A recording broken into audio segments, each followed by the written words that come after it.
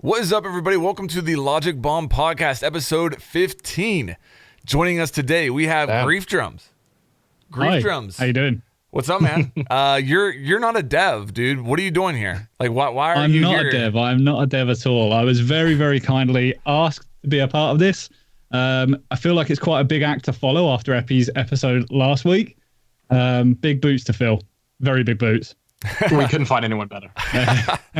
Well, actually, try keeping a straight face while he's saying really quickly, I just want to say massive congrats on the 50,000 subs, man. Thank you very much. Well deserved. Thank you very much. You should be more than double that. I mean, I know the amount of effort you put into your videos and your streaming and everything, but I mean, very kind massive of you, man. landmark. But I'm expecting big things over the rest of the year, mate. You know what? I was really, really hyped to get there. It felt like a long time coming. Yeah, well and deserved, the nice thing is now that I've hit that, I'm very, very nearly hitting 60. So it's I don't know, it's grown quite quickly now. Yeah. Hopefully I can just YouTube's keep up with that. 100% momentum based. It's just like, yes, you know what I mean? Like it's just all momentum, dude. If you get that ball rolling, it's it just keeps rolling. So congratulations on that. Thanks for joining us, man. Anybody not familiar with Griefdrums, we'll have his links down in the description. He's a fellow R6 content creator. Huge shout out to you mentioned Epi there. All the devs that came on, we had 5 developer episodes in a row. Quite an honor to sit down. So much juicy stuff was revealed that that has never really been talked about before. If you're not familiar, go back and look at the previous 5 episodes. There's a lot of information there straight from the developers. But with that said, I'm really excited to sit down and just kind of like talk about some Siege with my bros now. Because Definitely. It's been like that adults left the room. The teachers left the room. Now we can just sit here and let's make a mess. I guess let's start out here with the special event. It dropped at the time of recording this. It dropped yesterday. Grand Larceny event. Obviously there's a game mode associated with it, as well as a special edition of packs. What do you guys think? I like it. I suppose one of the first things we've got to talk about is we got a little bit of old Hereford. We got some flashbacks, some good flashbacks. I really like the way that they did that. I liked what they've done with the destruction. It makes you think: are they preparing, or are they testing to see what the user feedback is with regards to that? And maybe having that in a future map, but on a smaller scale. Grief and I were talking about that earlier, for texting each other about the event and whatnot. But overall, I think it's good. The thing I'll say about these events, right, is like, it's not, it's out for 2 weeks, but you aren't going to sit there for 2 weeks, 10 hours a day playing it, even if we are all on sort of self-isolation. It's more like something you're going to play for like 3 or 4 days, and then you're probably going to move on after you've had your fill. That's the way I feel about it. I normally end up doing the same. Like, I'll grind it a lot on the release day, right? Like, really dig in there. Then the next day, I'll kind of just play ranked, and then maybe try it once or twice more before it's gone.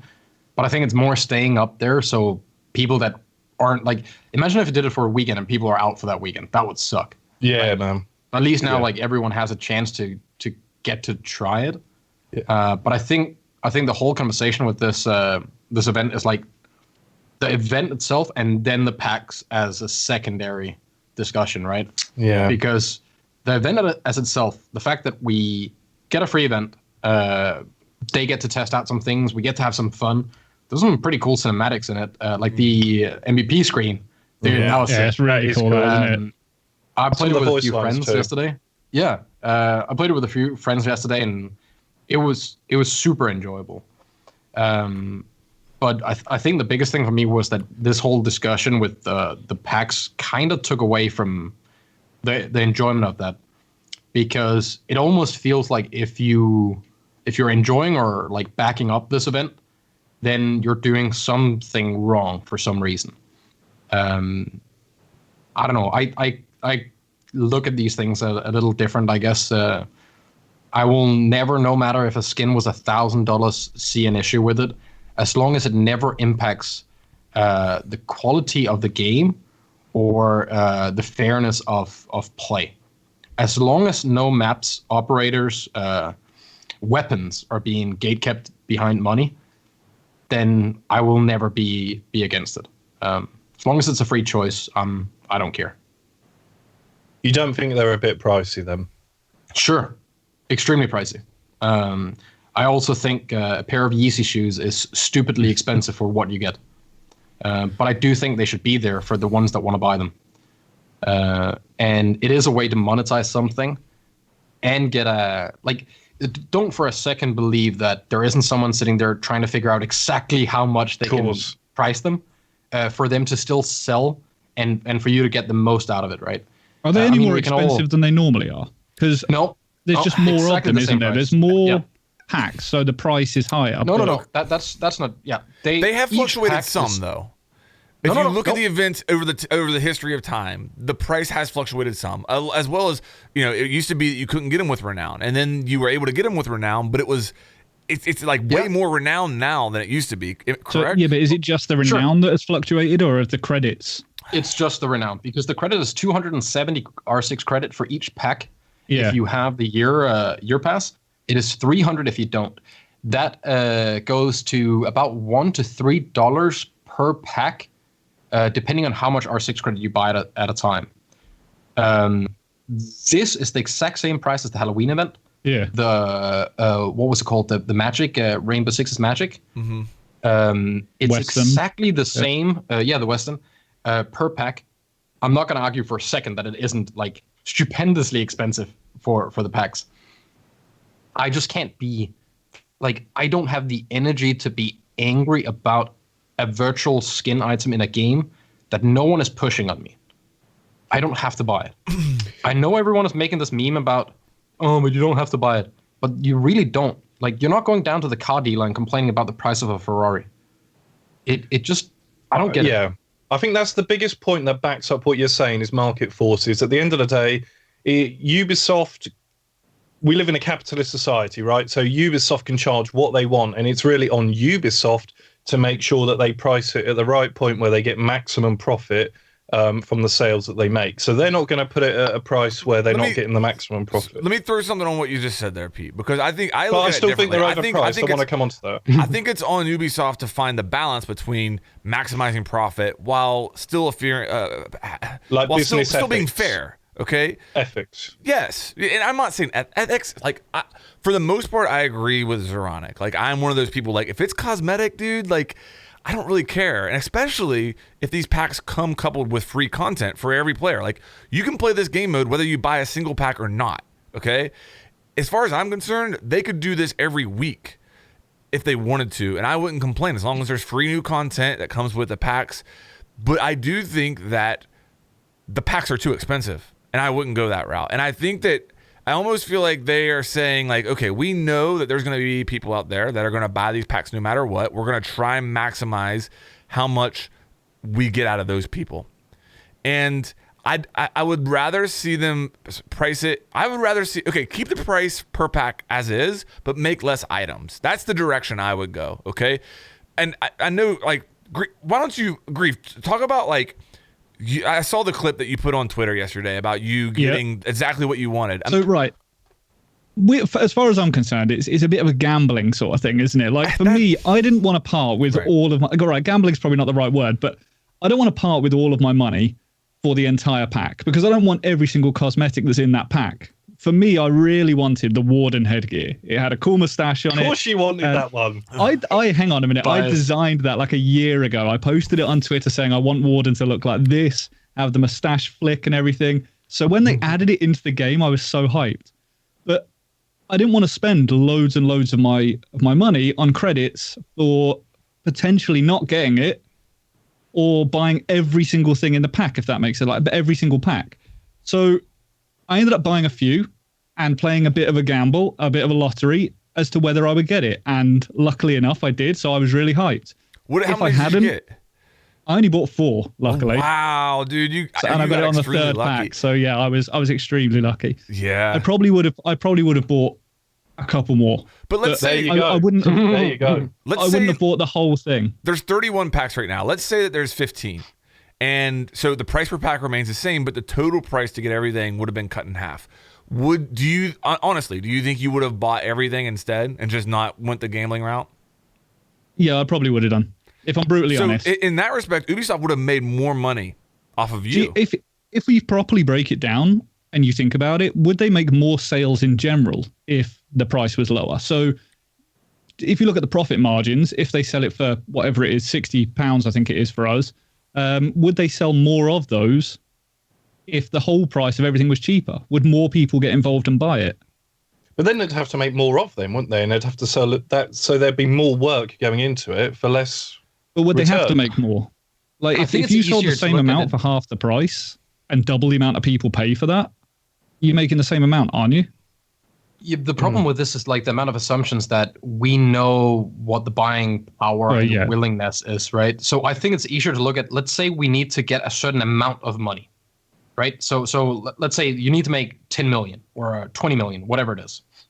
What is the most likely way of you getting those 20 million for an event like this? Because one thing they also could do is they could make the events paid.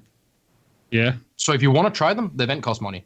People would be really upset about that, right? Mm-hmm. Don't paywall my content. Like, I want to be able to play the game. That at least that should be fair. Then people will say, well, what about just buying the one skin that you want? I'm all for it.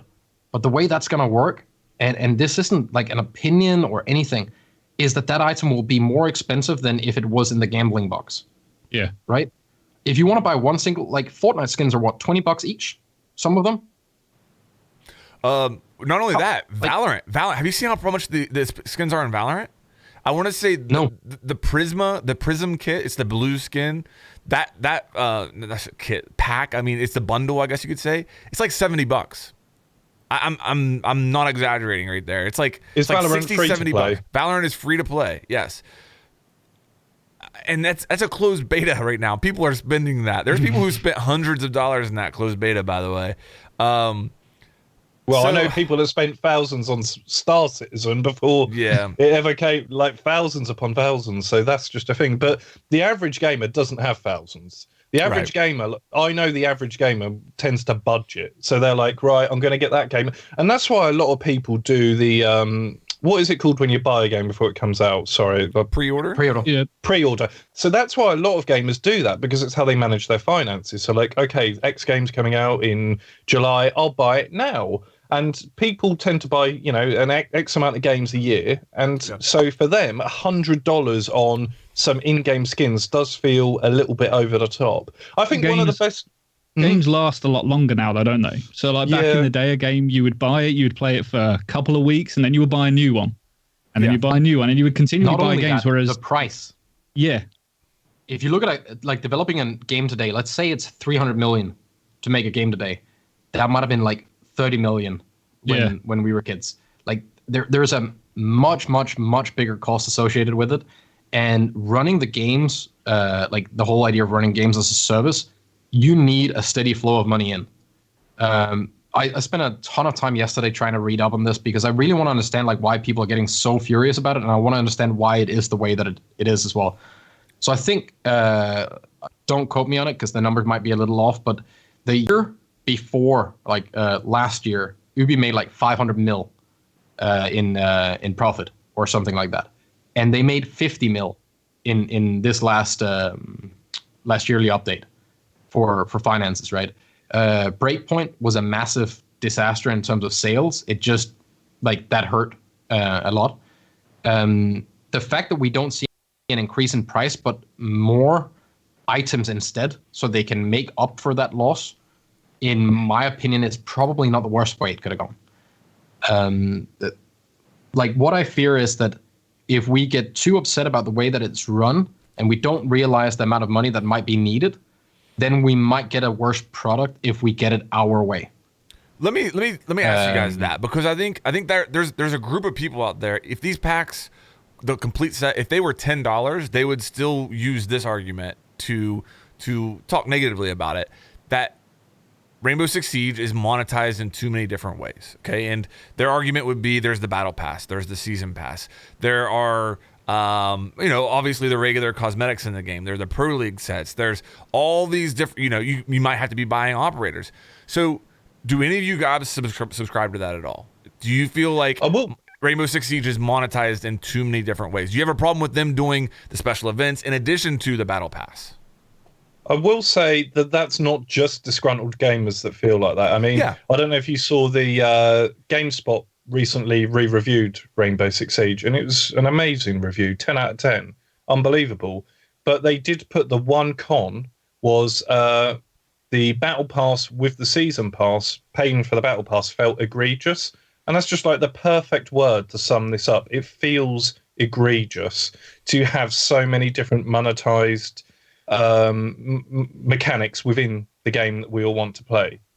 That's what I would say. And I agree with what GameSpot said. And I know what's ironic was like, how do you define that? It's really hard to define what is reasonable and what isn't. It's one of those things where there's not an objective truth in it. It is kind of subjective. In the way isn't that how the whole world works with everything? Like, we look at things that we're willing to buy and things we aren't willing to buy. I feel like this is only a thing that happens in games. Like, people are upset about having offers. Right? No one's forcing this. If there's a battle pass, you don't have to get that battle pass. People don't want to be left out, though, do they? People don't want their friends to have all the cool skins, the whole thing. And they haven't got it, have they? That's exactly what it is. A lot of people mentioned this whole FOMO, fear of missing out thing. Yeah. So I think this might have gone in. So if you read on the whole FOMO thing, it's not really meant towards this whole loot box stuff, right? Like, it's a psychological study going back, and there's a beautiful article written about it and stuff. But sure, fear of missing out. How's that going to change if the skins are individually priced, each and every one of them? If you're collecting skins, you're still going to want all of them. So the people that have the issue that they cannot control themselves and want all of the skins are still going to be in a bad spot, no matter how the monetization is. I don't know if I agree with that, man. Because, and I'll tell you why. It's because of what Griefdrums was saying earlier. He specifically wanted one. Yeah. Sure. No, so but we're not talking about people like Grief here. No, but not all of them have the same social value, do they? Like, some of them are like not as cool. So if you only have to buy 5 or 6 to have the cool ones. I don't disagree. But there are people that will collect just to collect. Completionists. Right? Oh, yeah. That's fair. Yeah, so like, the problem is, sure, then we do it to make Grief happy, and now Grief can get the one skin he wants. What about the person that wants all the skins? This is the thing, though, isn't it? You're never going to satisfy everybody. And I think the route that they've kind of taken here is a bit of a mix where people can get the skins they want, but you have to invest. And this is like, it kind of brings it back to my point of it being a bit of a gamble, because if you don't want to pay for all of them, is there any way you could just buy one at a time? I mean, I haven't looked at the pricing of it, but if you were to buy one pack at a time, is it more expensive or is it exactly the same price? Would you say, Zeron? It is exactly the same. Oh, is it? Okay. Exactly the same. Okay. Yeah. So, I didn't realize that. I don't know. People could potentially do that until they get the skin they want, and they might not get that one until the very last one. The saving grace towards like why it isn't considered loot boxes there, and I think that's the big kicker is that you cannot resell them for value. Yeah. So it never goes into the CS:GO gambling where you sit there and spend $1,000 in the hope that you might make 2,000. Yeah. So it's not predatory in that way. Sure, there's some chance involved, but you know exactly what the chance is. So going into this, and like I have a really hard time feeling sorry about the idea that people know that it's a 1 in 31 chance that you get the item. You take that chance and then you don't get it, and now you're upset. But there's also going to be people that get it on their first free pack. Yeah. It's no different than if you wanted alpha packs and people ended up playing like 9 hours every single day to farm renown to get the one skin they want. That's still random. Time is still money, right? Whether you throw everything away to sit and game 20 hours a day to get as much renown as you can, I don't see that as any worse than you mowing a lawn to get money for packs. The saving grace is the no duplicates. I was just about to say that. Exactly. Could you imagine if there were? Yeah. But that's the point, right? So you know exactly that it's a 1 in 31 chance for you to get it because you have one free pack. So if you buy something, it's a 1 in 31. Speaking of that, though, is it one free pack? Because I saw something yesterday. I swear they've got. I think it's 3, isn't it, for this event? You get. For challenges. Are you talking about challenges? Yeah, there's challenges that are coming out. The event lasts 2 weeks. I think there's an initial challenge, and I may be wrong with this, but I think there's another challenge that's coming this week, and then another one in the second week. But the second week one looks like it was only like play one game, win one game. So So I think maybe that's to like offset the people that are getting fed up with playing it after a couple of days, to sort of bring them back in, but they know they're not going to stay there for a long time. Now, I think that was on Reddit, so I'm not 100%.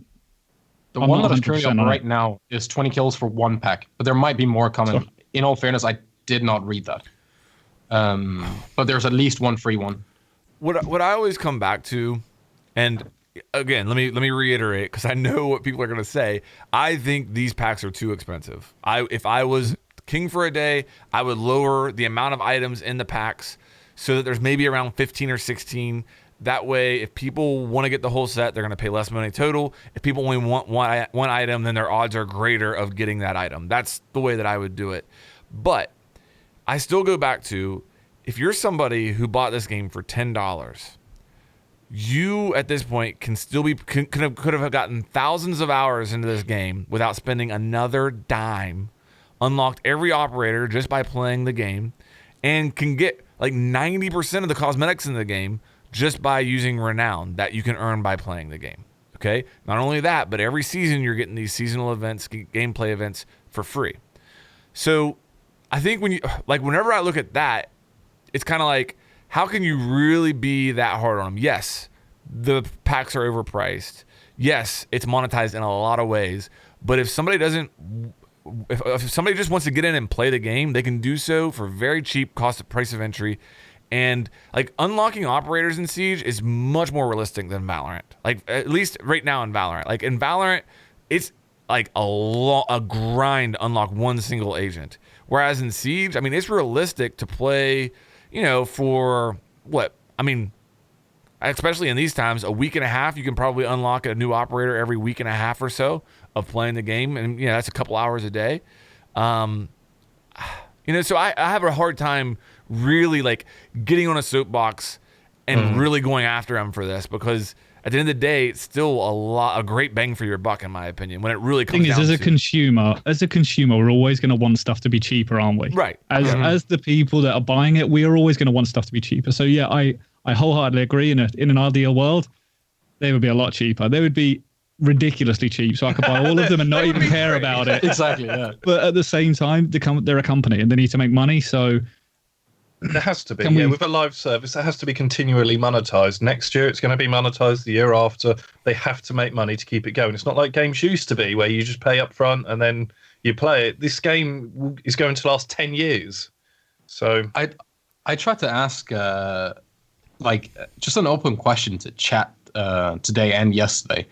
Would you feel different if, let's say, when you buy this pack, you or you have a button that says donate to the development of the game, and when you donate money to that development, let's say for $50 you get a weapon skin, for $100 you get a uniform of choice for your favorite operator.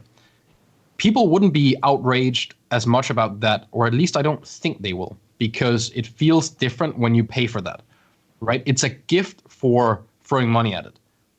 So it's a different feeling you get when you click purchase there. And then the second question would be, if I'm your boss and I tell you you need to make 100 million within the next 6 months on this game, and you have to do it, how are you going to do that? Like, the money has to be made. I'll tell you how you do that right now. Tomorrow, Glacier. Reissue Glacier skins. The problem with that is if you let's entertain it, then you take away the entire point that people want to have it, that it was rare. Yeah. There is a kind of a catch-22 there with it, but I guarantee you, it would sell like crazy, dude. Yeah, but you would fuck everyone over that bought it back when it was limited. Yep. Which was like 12 people. Yeah, I mean, apparently it's the skin that the least people have in the game. Yeah, it is. And honestly, you know what it's like when we were talking earlier, and this kind of goes against your point, Zeronic, that if people don't want to buy it, then don't buy it. Well, whenever I look every season when the seasonal skins come out, I usually buy at least one of them. And what I'm doing is I'm saying, which of these could potentially be the next Glacier? Investment. I am. I'm trying to predict which one of these a year down the road, am I going to look back? It has the potential to be like, man, I wish I could still get that. And like, I'm going to be the guy who has it.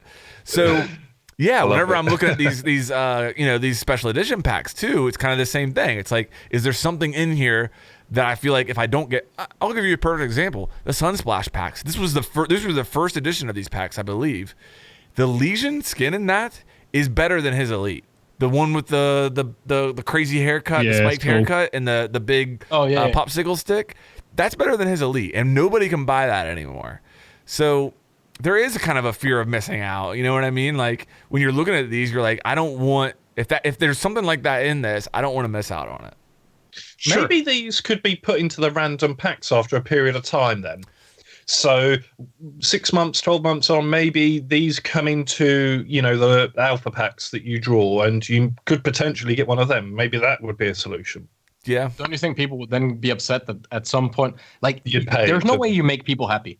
No, because then I'm going to say that, well, why should I have to pay if I could get them randomly? Yeah. Now you got them for free, just for renown, right? Like, it's so extremely hard. I think that the outrage is disproportional to the issue. What about this? I get that there are vulnerable people that are, in a bad position because they can't deal with the gambling and maybe they're spending more money than they should on it. I don't think taking it away from the game is going to fix that issue. I really don't. How much are they per pack right now for renown? Like 12,500 or something?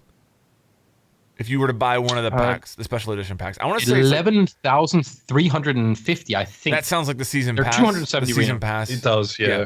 So what if after the event, or 6 months down the road, these special event packs went into not the alpha packs, but a different section of alpha packs? You could call them something else, where all these event skins, all these event skins would be in there, and you could buy them.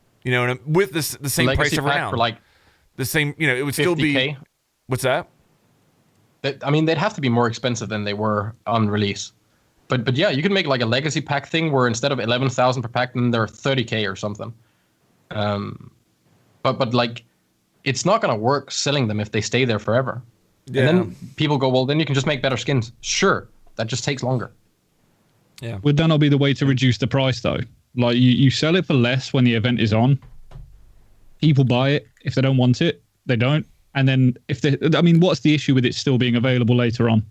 For a slightly more expensive price. Probably the fact that you can't call it limited anymore, and limited sells.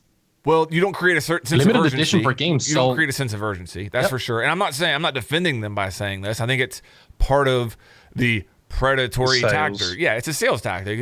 You create a sense of urgency. They're only available for a limited time, and so you're faced with a decision: do I buy it or do I not? Not I'll see what I'll see what they look like, and maybe I'll buy something later. You're forced into making the decision, like you in your seasonal skin thing, right? Like you have to make a decision that season, right? Because otherwise you might regret it. I think one of the big unfortunate aspects of this is that it overwhelms the conversation about the game. You know what I mean? Yeah. So if you guys want to continue talking about the monetization, if you guys want to continue talking about this, bring up whatever you want to talk about. But as far as the actual game mode that came with this, are you guys enjoying that? What do you think of that? I've had a hell of a lot of fun with it. I really have. Whether it'll keep me playing, like Zoronic said earlier, whether it'll keep me playing for an extended period of time, I'm not sure. I think I'd rather just get back into playing ranked. But at the same time, like I said to Pete earlier today, I've been having fun trying to achieve things. Like I'm trying to drop the safes on people's heads. Yeah. I'm trying to put a nitro underneath it from 2 floors away and like get them to drop through several floors and stuff like that. Just daft things. And the mechanics that they've added into the game for this mode, it's been fascinating to see, because I think the destructibility, that was the initial plan for Siege, wasn't it? Yeah. Like if you look back to the very, very early access, the early alpha footage, you could open up the entire floor. And as far as I know, the beams were added for balancing reasons, weren't they? Yeah. And this is kind of nice to have that insight of this is like, and how chaotic it could have been. And you imagine what ranked would be like. Like it just wouldn't work, would it? Yeah. Shotguns would have been popular. It's interesting. Oh, like you wouldn't believe. But it's been fascinating to see that, I think.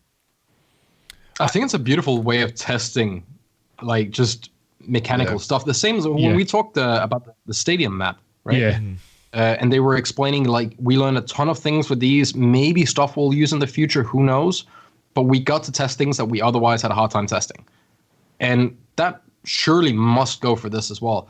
Plus, as you said, Grief, like, this is a hilarious way of showing why the E3 trailer on House, where you blew up the floor, is really cool on paper. Probably not something we should have in, like, Pro League or Ranked or. But could you do it to? Could you do it to, like, individual buffer rooms? Like, could there be half of a room, like a random buffer room on a map, half of the flooring of that could be turned into nothing? Sure, but you know exactly what's going to happen, right? Is that you have a prep phase, and that entire floor is going to be removed, and the defenders are going to place goo mines, barbed wire, shields on the hallway that you have to create. And now this is just a drop zone of death.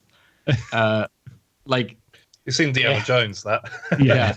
It's beautiful, it's fun, it's hilarious, but I just like the breath of fresh air. Like, I used to play a ton of CS, and I really enjoyed that you could go on a custom map, play some aim maps and some fun maps, and then go back in and play the real deal again, right? Yeah. I think that's the big thing for me, because I don't enjoy playing T-Hunt in a group. I don't enjoy playing the situations.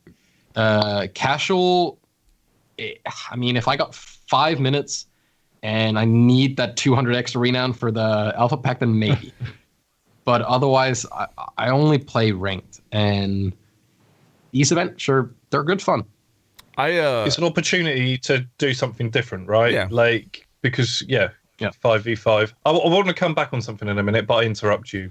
No, I was just saying, I think that the biggest adjustment for me that I think has been really interesting is no prep phase. Stuff happens quick, and it's really hard to keep track of things. Like, it's for lack of a better word, it's a cluster. It is a cluster, and it turns into madness really quick with all the destruction and no prep phase and Amaru coming through a window. Why did they put Ella's shotgun in this game? I'm not really sure. But how much map would be left though if there was a prep phase? Like, if you left the defenders in there with their shotguns, you would Amaru through a window and there would be no interior of the building. That's would there? Hilarious. And Capcan, that would be great. Capcan traps everywhere. Yeah. Yeah, the Capcan was another one. Because when you run through a doorway and the Capcan trap is there, you fall down to the next floor. The Capcan trap destroys the floor. Right. You know, we were talking about that they test things out in these events, like in Stadium map, they had the perspex wall and whatnot, and in this one, it's the floor. What if it's not the floor? What if it is the prep phase? And I'll tell you why I say that. They've talked about the problems of the prep phase in the past. I don't know if you recall about how that troubles the pacing of the game sometimes, that prep phase. And if you look at the roadmap for this year, you will notice around the time when they switched on to one operator, there's something that says core gameplay reworks or something like that.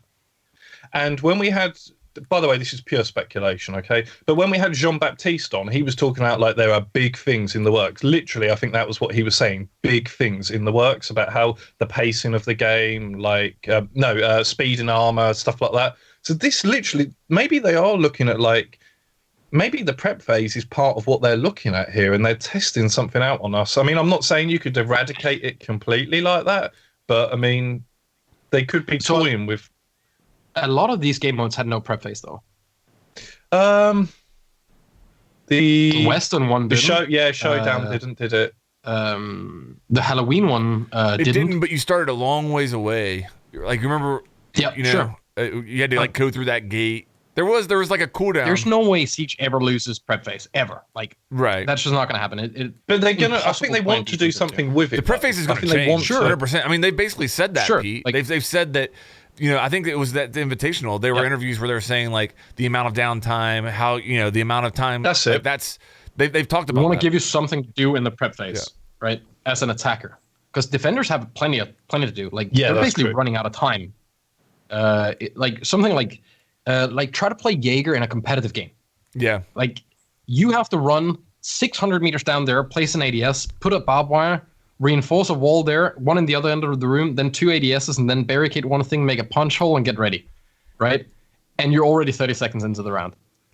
It's so difficult to like the setups that are happening at the high level to get them ready in the prep time. Now he's a so if anything, maybe speed things up on yeah, fair enough. That makes it even worse.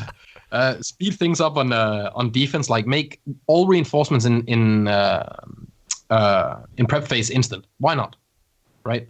Like, why should they phase? If you want to just plaster them on a wall, surely that should be okay. You should have the time to like set up, and then give the attackers maybe more stuff to do. Maybe they could choose their spawns more precisely. We can choose kind of where our drones spawn, but maybe they could spawn even more precisely. Maybe, I don't know, like there's a ton of things they could do on the attacking side just to give you a little bit more to do. And I wouldn't mind like cutting the prep phase time down, but you'd have to speed everything up on defense. You would, yeah. It'd be like outbreak style reinforcements. That'd be cool. That was actually hilarious. Yeah. Outbreak style reinforcements. Just speed up the animations. Yeah. The other was that thing, 2 seconds or something instead of 10, right? The other thing I wanted to say, which was kind of a negative, which was you made me think of this, Ironic, when you were talking about like you play the main form of Siege 5v5, you know, like blah blah blah blah blah, and then you look forward to these events. One thing I would say, and I'm really spinning a negative connotation on it, but they can put all this effort into these events and they can do all these amazing things, Showdown, Halloween, the airplane one, this one we've got now, but yet we're still bloody waiting for a training mode. Like, you can do all this stuff with Hereford and bring old Hereford back and make these destructible floors, and you can have a car coming in at the beginning with Habana and Maverick. Bloody hell, can we finally get the training mode, man? Like, everyone wants it. There's people going into like CSGO to train for Siege. Dude. You know what I mean?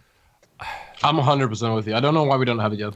I get more and more upset about that as time goes on. I really do. Yeah, I do. Honestly, do you think one of the downsides could, or one of the reasons that slow it down could be that if we want a training mode that has all of these things, that maybe they will be. So we have a cheating issue, right? Like, no doubt. Do you think maybe that if they added in infinite ammo, a way to like insta swap your guns in game, that there's some sort of like they have to guarantee that if they add this in, they don't fuck the rest of the game up. Like the teleportation thing from Outbreak. Yeah. When Caballero came out, there was literally a cheat that just gave you the interrogation. Right? The teleportation was from the Lurker, whatever it was called in Outbreak. Right, yeah.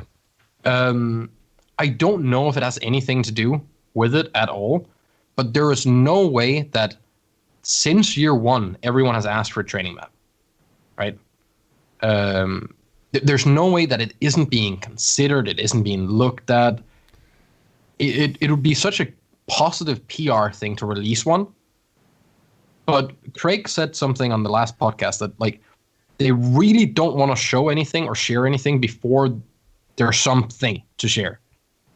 And if I'm making a training map, and I don't know a lot about the cheating stuff, but I would be kind of terrified if people all of a sudden figure out a way to get infinite ash charges. Okay. I don't. Maybe you could be onto something. I don't know. You could be onto something. Absolutely. Like, yeah. But I think I still think it's a poor excuse. Yes. The other thing I'll say to that, okay, at the very least, let us use Defenders in Terrorist Hunt Classic or T-Hunt Classic or Training Grounds Classic, whatever you want to call it now. Allow us to do that, first of all. Second is I honestly think one of the things that may be holding it back is maybe paralysis from analysis, or maybe setting their sights too high, like you talked about, having infinite gadgets, having infinite C4s, having infinite blah blah blah blah. Just give me something where I can go in and warm up my aim, man. Like, that's the first step, and build on it from there. Okay, give me something where I can go in and in 10 minutes I can warm up my aim and not spend half of that time getting blown up by C4s, destroying barbed wire, stunned, in loading screens, flashed. Yes. Like, give me an efficient way to warm up my aim, and then build on that later.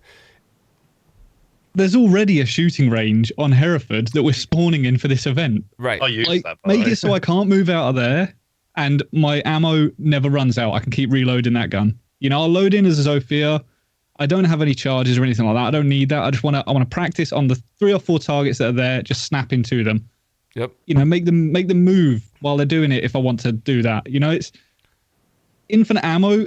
If it is the cheating thing that's the problem, is that going to be the worst thing in the world? I mean, obviously we don't want cheating, but is that going to be if you don't even the box from T Hunt, man, just put the box out there on the shooting range. It would be better than what we have. Like, let's be fair. If you don't have the infinite ammo, if you don't have that stuff, why aren't you going into a custom game, making 2 bullet holes and flicking between them? Well, if you really want to get that's what we're having to do. The feedback. Yeah, I want the feedback of something on my screen being there. But that's what I mean. It goes away. You can do it with Alibi, by the way, and holograms, but just going into the shooting range as it is in Hereford with the ammo that you have isn't enough, right? Like if it needs to be added, it needs to be proper. That's what I mean. I don't want a shooting range where it's just a target and then I can shoot at it and that's it. I have to be able to change the guns, the attachments, everything in there. If I can't do that, then it's so cumbersome that I might as well just run a custom game and swap in and out of operators and use my grenades to restart. I think that right there is why there isn't one. I think that's if I was to guess, the reason there probably isn't a training round is exactly what you said right there. They want to make it really good, therefore we haven't gotten anything. And my question is, would we have been better off if they would have started out small a long time ago and maybe just built upon that? But I agree with you. If they came out right now and all it was literally at the shooting range on Hereford, they would get roasted. They would get roasted. Like, are you kidding me? We've waited 5 years for this. Like, it's been so long now that they have to make it really good. Yeah. But my ideal thing would just be that you spawn in, you choose your character, you can change your attachments and have infinite Sophia charges, whatever, right? And then you can walk around the map, and just like you can throw a prism, you could put down a T-Hunt bot, and he just stands there and does nothing.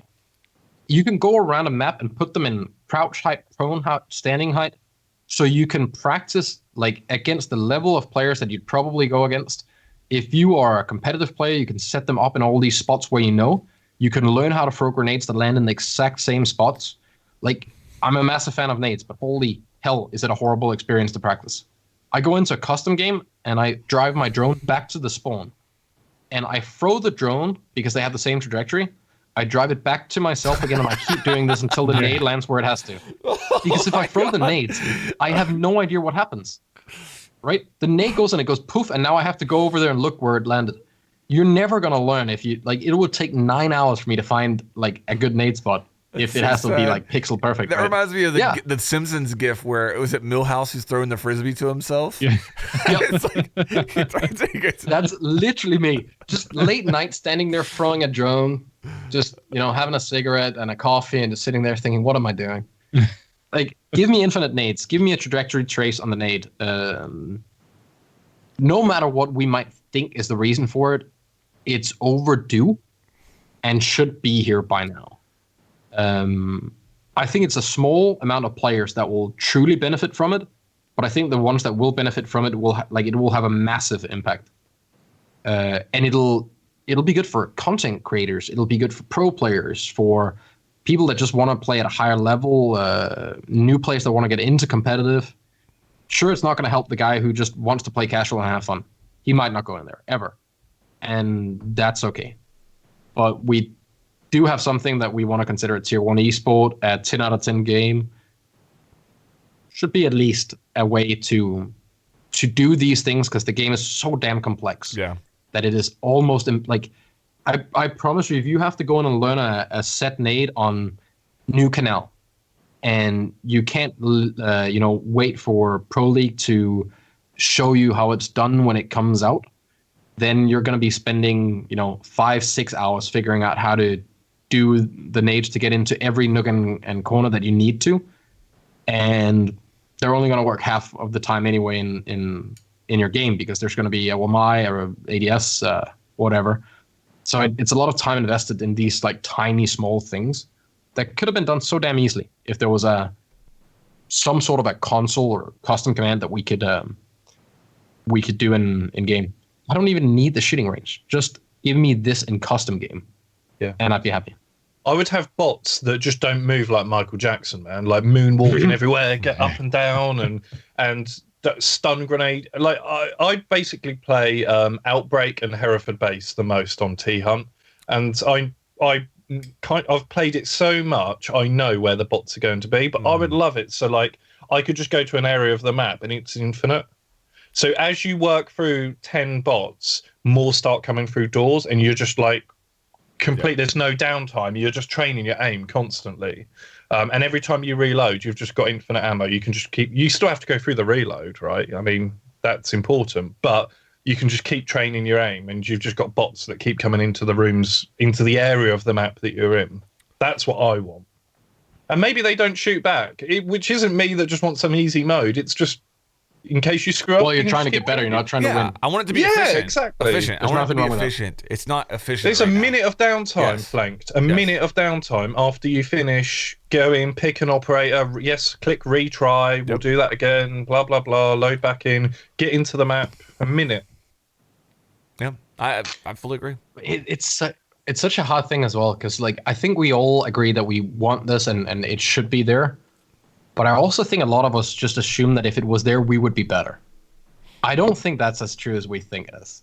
No. Like in CS, Aimbots is a beautiful map. I used to play that a ton.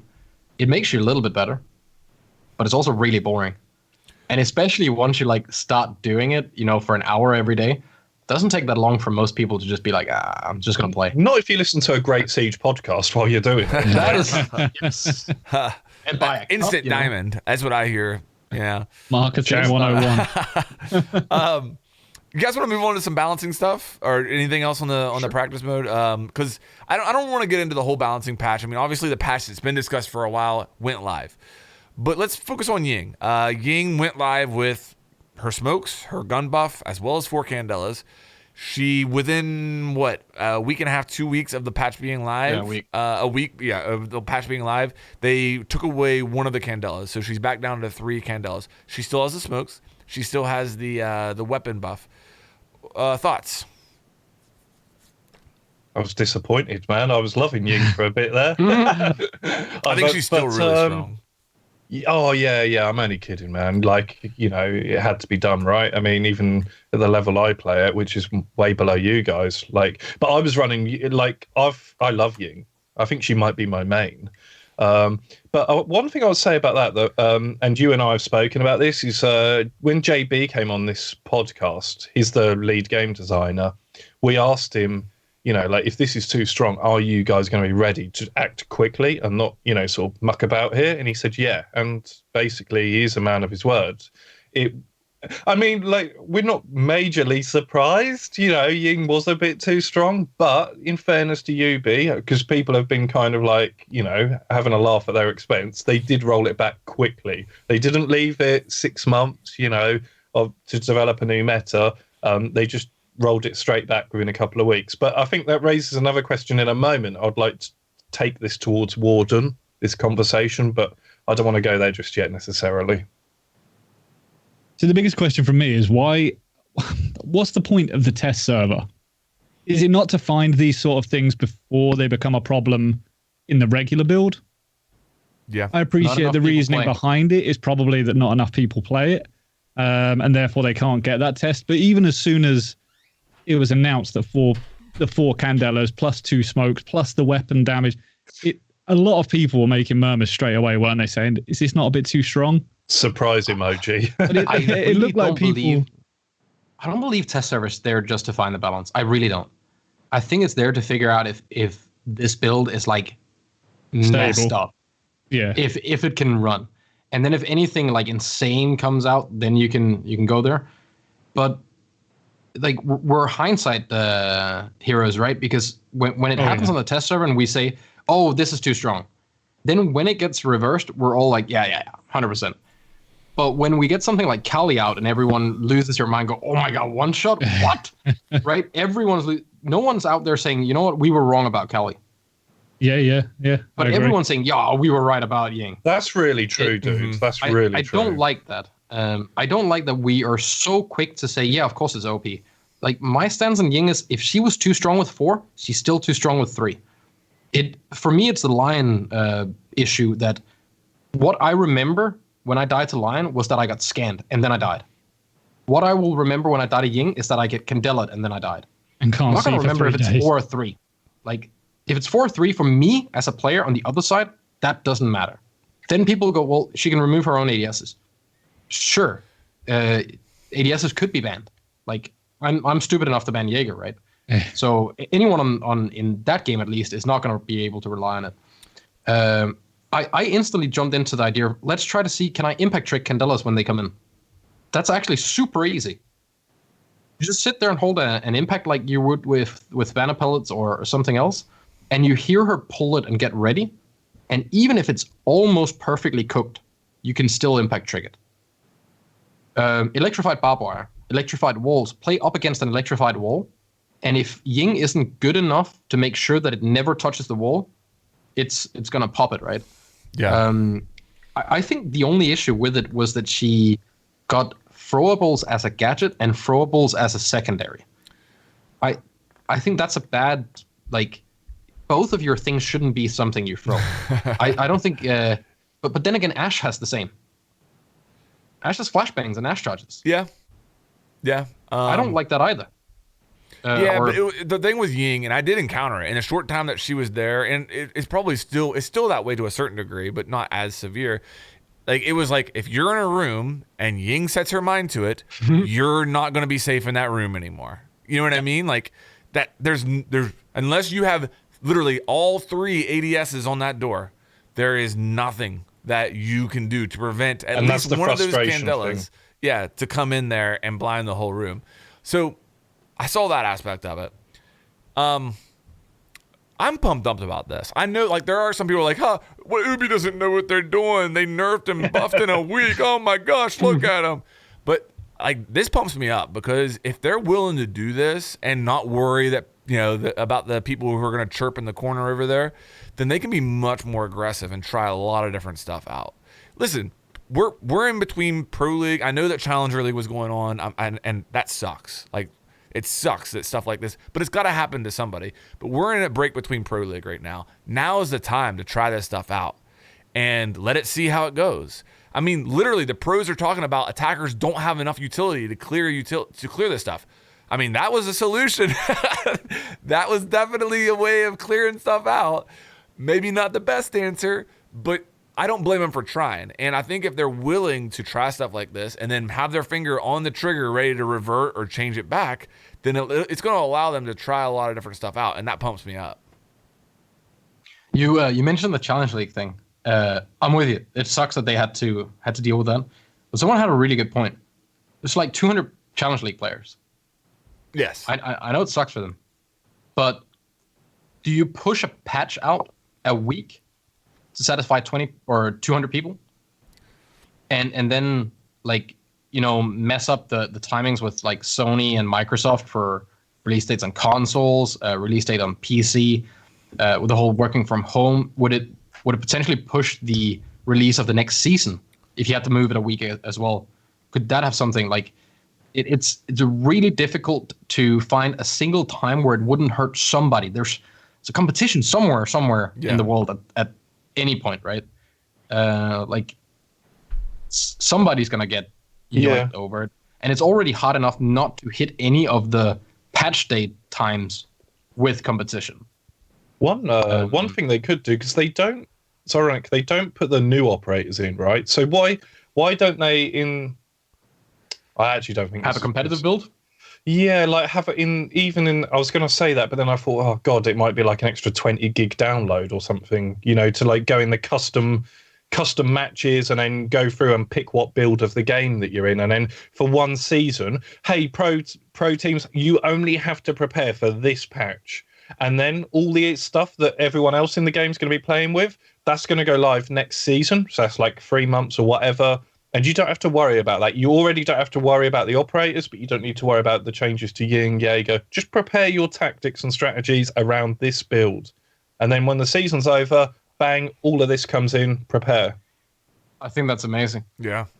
I don't have any bad thing about that. I think that should be done as quick if possible. Also solve some of the bugs. Think about it. I mean, You know what I mean? It would also keep the bugs in until exactly. the next change. Yes. But yeah, 100%. And at least if you know that it's the same bug for the whole season, you can at least try to play around it, can't you? Yeah, at least you can figure out that if you spray the outside of the edge on that broken barricade you can't jump through, then you can jump through it, right? Like, at least that way you get some sort of way to play around with it. Let me throw devil's advocate at you. Like, you need to dedicate people to it, though. Because I think we're all on board here that that's an amazing idea, and that's probably the most eloquent solution to this. But would if you were Ubisoft, would you be worried that maybe 10-man private matchmaking would engulf and overcome your ranked matchmaking? So it would be more popular to download the competitive build and play on private 10-man servers or private, custom 10-man servers than it would be to go in and play ranked. Why would we have access to it? Are we not already moving that way at the minute anyway? I mean, I've only got a very limited amount of people on my Twitter, but the pro players now that I've seen are getting a bit frustrated with ranked. And I've seen all these places creating their own 10-mans and their own. They never last.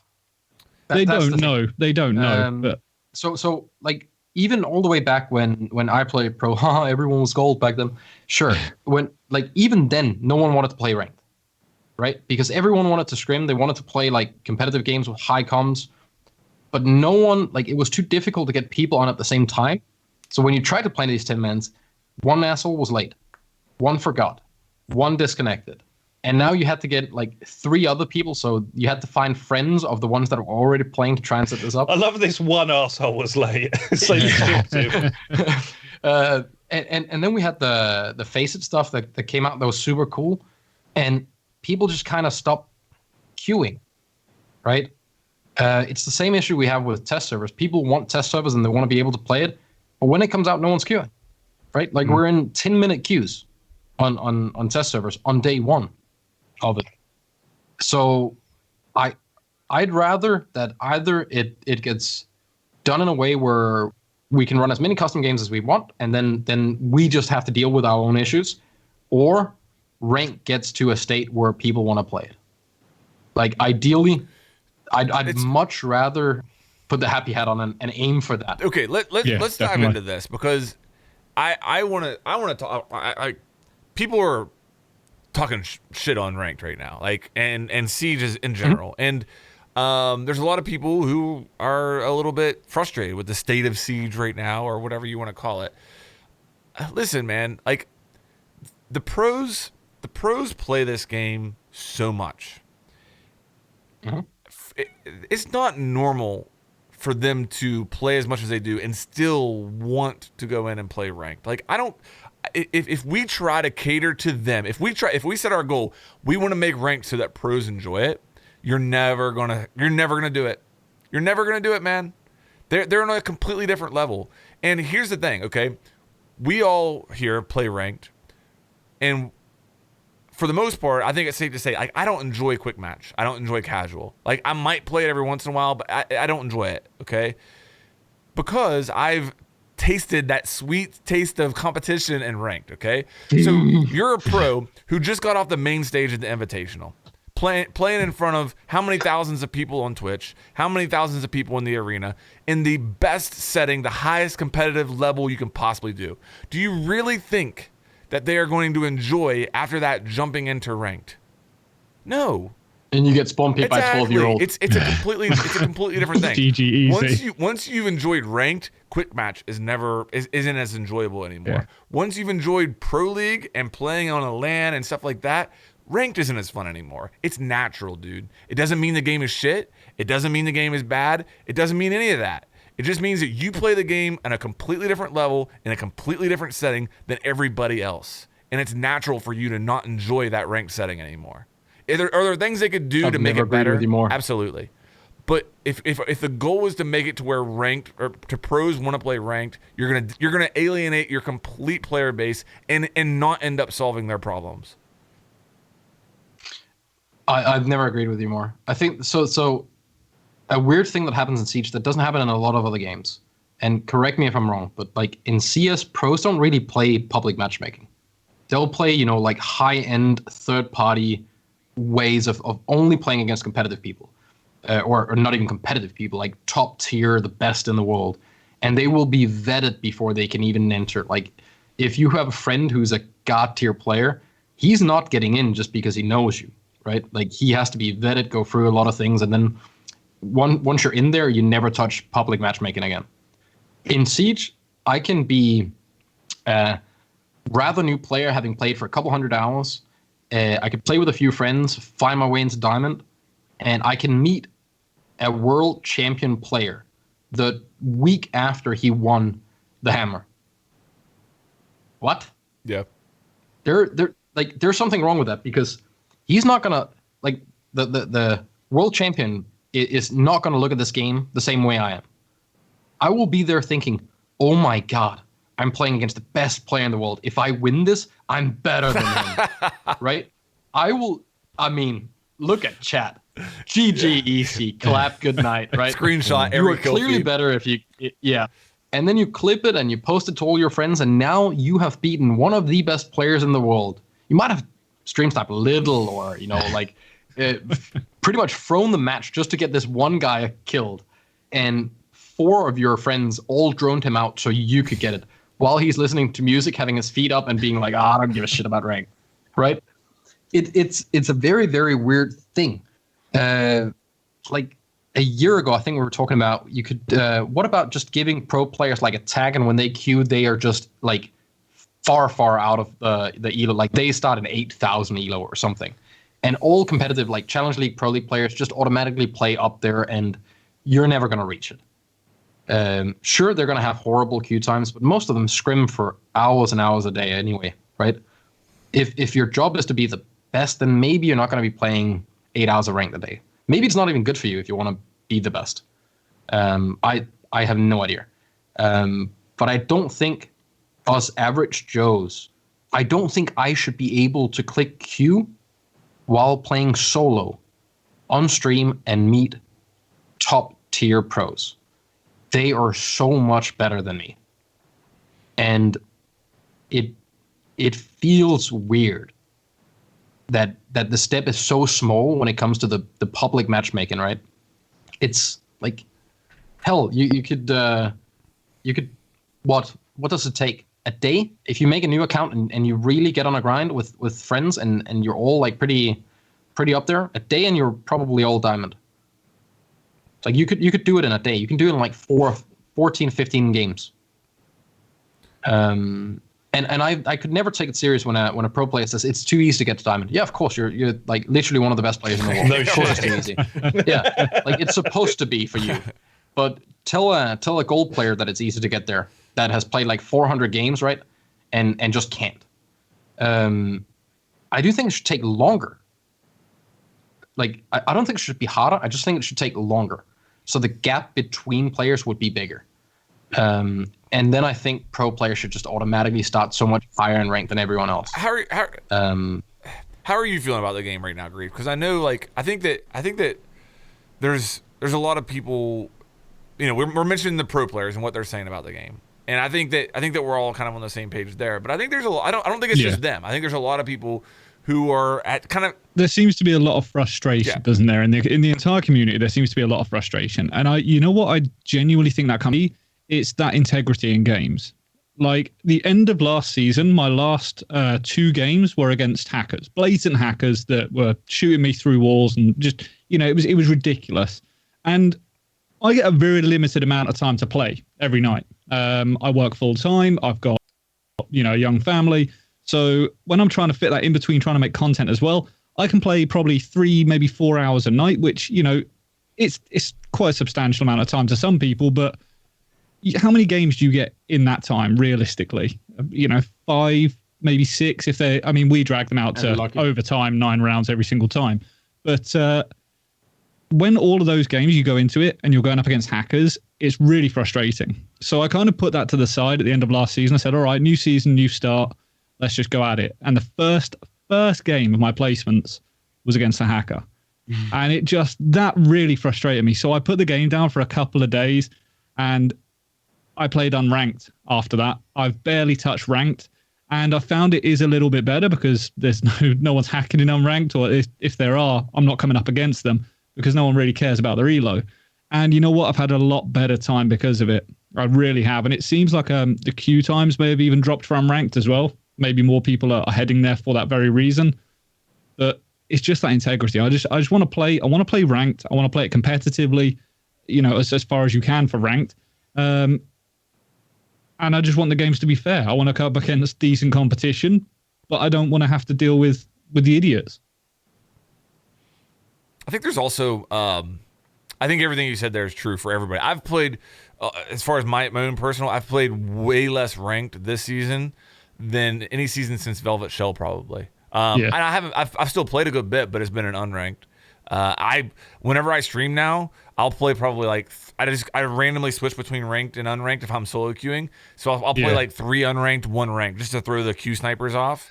I do. I like it. No, it makes sense. It doubles your odds. Like if you do that and combine that with switching servers in between games, like it's very tough for people to queue snipe you. But anyway, I think there's also a little bit of an invitational hangover. I think that at the invitational, you get this huge, you're on this high, man. You're on this high, like, especially if you're there, you are there at the epicenter of Siege. Everybody's there. We love Siege. Siege is amazing. We're this tight-knit community. And then you leave. And like, I think pretty much everybody after the invitational is really pumped to play the game and grind it. So you leave invitational, you grind the game probably heavier than you normally do. And then like a month down the road, you're like, okay, I'm a little bit burnt out right now. You know what I mean? I'm off of that high from the invitational. I've been grinding Siege a lot since the invitational, and I'm just kind of tired of the game. You couple that with I've got a pretty new toy in Warzone. I've got a pretty new toy in Valorant. And now all of a sudden, Siege doesn't look so pretty anymore. Siege doesn't look so... you can start picking apart Siege and finding flaws here and there.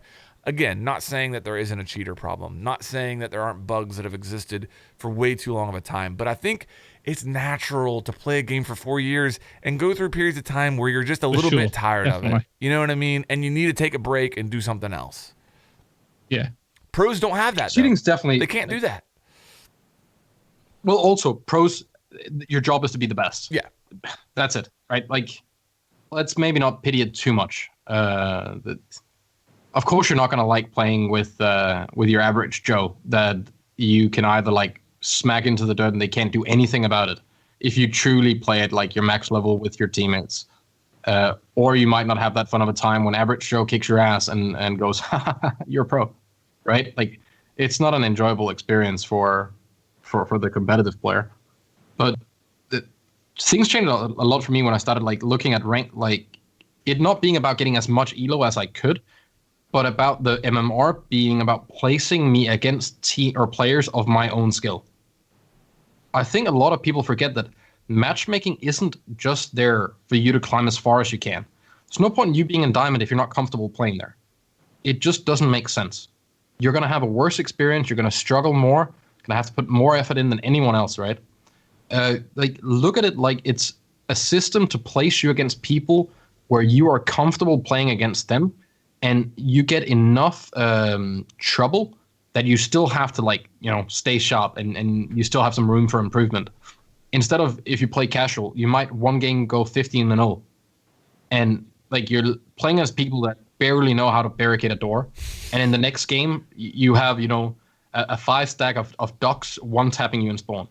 Like that's a very different gameplay experience from one map to another, right? Yeah. At least in ranked, they're somewhat similar. Sure, there's boosted people, there's cheaters, there are people that go in with the intention of throwing, there are people that sweat, or as I like to call it, don't try to throw. Like people that try to win a competitive game, what a shame to do. Like ideally, you just want to play against people that are somewhat within your own skill level. That's where you have fun when playing a competitive experience, right? No one wants to go up against a guy that is 10 times better than them because you're not going to learn that much. You're just going to be put in the dirt. And you don't want to play against someone that is far worse than you because it might feel fun to shoot them a couple of times. Well, content. It feels good for 1 or 2 rounds. But after that, it becomes kind of tedious. You want to feel good about winning the round, right? Yeah. So if I completely agree with what you say. Like, you know, that is the purpose of the elo and the matchmaking and all that kind of stuff. But it's also nice to see progression in yourself, isn't it? So if 100%. You are playing at gold 1, and then you actually make it to plat and can hold your own, to see that own progression in your own game, I think that's what a lot of people, certainly that's what I strive for. Do you notice the climb? Because you get to play against people that are proportionally as good as you when you climb. I think that's the issue. People expect like your skill curve to be like this, right? Where it just exponentially just slowly goes up. It just doesn't. You have plateaus. So let's say you're gold and now all of a sudden you break into plat and you fall back into gold 1 and then you go into plat and people are like, I can't rank up. It's not that you can't rank up. It's that you're trying right now to, you know, implement all the things that put you there and then learn to do them at a steady rate so you can take chances and improve again. And then you start taking chances and improving again. And now you climb up a little bit and you'll fall a little. And you're never really going to notice that climb. I didn't in CS. Going from MG2 to Global Elite, I couldn't tell you where the improvement happened. I don't know what it was. I mean, sure, aim got better, cross replacement, map knowledge, all of that. But there was not like a day where I could say that this is what I improved. And it felt like the same people I played against. Because when I was MG2 playing against other MG2s, I got my shit handed to me plenty. And when I got into Global, I had games that I felt like a superhero. And I had games where I felt useless. And it's the exact same feeling if I'm losing to someone who's the best rank or someone that's the worst rank, as long as I'm in the same span. I just think people forget that, and you realize that if you go into casual, right? Yeah. So if you played from gold and then all the way up, like you just grinded, man, you really did everything you could, and now you land in like plat 1 diamond. If you go back in and play casual, then all of a sudden, it just feels different, right? Like now you're so confident, you really feel like you're much better, or your T-hunt speed up and stuff like that, and you don't see the same progression in game. And then you start looking at the elo number, and you're like, oh my god, I lost 40 elo today. Well, that doesn't matter because you can play for the rest of the season and maybe you'll gain much more and maybe you won't. But it's not really that big of an achievement to get into plat 1 if you're not comfortable playing there. Yeah. Just kissing it and just being there for a little bit isn't that awesome, right? Like you want to be able to stay. I want that charm. charm. No one wants to have a rank that they don't feel they earned. I want the charm. That's it. give me the charm. That's all.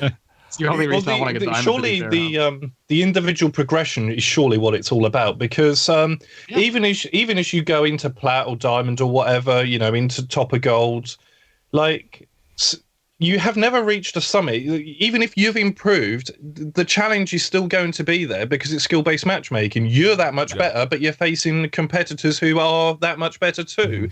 So the focus needs not to be upon reaching some peak. Just use the climbing analogy and then being like, oh, you know, there's no person that can take me down. I am the best, you know, I don't know, Pengu, you know, goddess in Siege, because it just won't happen. You need to find the satisfaction in your own individual improvements. You know, along these lines, a realization that I've had very recently that has increased my enjoyment of both ranked, unranked, just Siege in general, is there are a ton of operators that are extremely fun to play that I never touch because I'm always just trying to win, man. And you know what? Like I'm going to bring whatever operator gives us the best chance of winning. And you know what? Like sometimes, I want to win. Don't get me wrong. And there's a balance there, but it doesn't mean that you can't bring a fuse instead of a Thatcher. Yes, it might be easier with a Thatcher, but it's also boring. So at what point do you say, I'm bringing the fuse because, damn it, I'm going to have fun, you know? And I'm going to try to accomplish it. But do you have fun when you lose because of that? No. That's the thing. You got to find the balance. Yeah. You got to find the balance. You do. Unranked. Unranked that's what I use it for. That is what I use unranked for. I can mess around with operators. No one is losing elo. No one's getting upset. It doesn't really bother. I mean, 5-stack. So the big issue is again this like solo queue versus 5-stack thing. Rank is not so important that you shouldn't be willing to learn while playing it. At least that's the way I look at it. It is for some people, and it has been for me until now, until like literally like a month ago. It has been like if I'm playing with you and you're playing Goyo, I'm pissed off. Like, why are you bringing Goyo, dude? We need a bandit. Because it's my top You're right playing defending Goyo. operator. Why? You know, Taking Amaru on attack. So exactly. But that attitude has shifted for me. Yeah, and that attitude has to shift because no matter what, when you get to where you want to go, you're not fucking happy with it. You're not going to be. Right. Trust me. The second you get into Diamond, you're going to want to get Champ. And then you're going to want to get further. And you want to get further, right? It like as Pete said, you're basically climbing a mountain where whenever you get 100 meters up, there's another 200 meters to the top, no matter what. Yep. You will never be satisfied. And if you just constantly play to win, you're going to get to some sort of a stalemate where you're learning nothing. You are running through the motions doing, we need a Thatcher here, we need to open this, we need to plant over here, I saw this in Pro League, we need to do this. And it's just step by step by step. There's no thinking, there's no trial and error, or maybe this angle can help us. Maybe this operator isn't the end all be all as everyone says. Maybe we don't need to ban this operator on this map as everyone does by default, right? Like when you were learning Siege initially, I'm sure you tried a hell of a lot of things and you got surprised all the time. You found new stuff all the time. Doesn't that kind of like slow down once you start just doing things the right way all the time? Because I've done the same and I got bored. Mm-hmm. I got so bored because the only thing that drew me to Siege was that no matter what I did, I could never master it. There is no way, like, sure, aim-wise, on a little different level. Like you've hit Diamond, okay? So sure. For me, I've never hit Diamond, so it's hard for me to be bored because I still have that like to look at and try to get to, okay? But I do agree. So much I do me. agree. It happened the other day in a game. I'm playing in ranked. I'm trying to play Fuse on Cafe. They were putting an Evil Eye up on piano by the window, and I'm trying to get rid of that Evil Eye with a Fuse cluster charge. I couldn't do it. We get into overtime, so I'm like, screw it. I'm gonna bring Thatcher. I'm gonna take it out from the roof, and then a teammate's just gonna shoot it out there. And it's like, man, I don't want to do that. That's boring. Yeah. Okay, but it's the easiest path to victory, and we ended up winning that round and winning the match. Like, but I'm with you. So I'm honestly with you. Yeah, it's just so you say I'm playing at a different level because I've reached Diamond. The problem is that doesn't mean anything anymore, right? Not to you. I've been Diamond every season since. Yeah, but that's what I mean. So from year one, season one until now, I've been Diamond every season. I would be upset if I didn't get there. Be like, what am I doing wrong? Why am I so bad now? Like, why have I fallen off and can't keep up? The problem is now I'm confused. Like, why is it hard for me to get there? Right? Like, is it because I'm just running through the motions? Have I like lost this idea of constantly trying new stuff, and the stuff that probably made me better back then was to always look at it like there was a different solution than what the book said? Because like in ranked, how often do you have people saying you have to do this? Everyone's so indoctrinated in it has to be this way. Don't you think the Pro League has had an impact on that though? Like, you know, this buffer period where they don't play the new ops. People don't get to see the new ops and how they're utilized, and subsequently for that whole season, they barely get picked.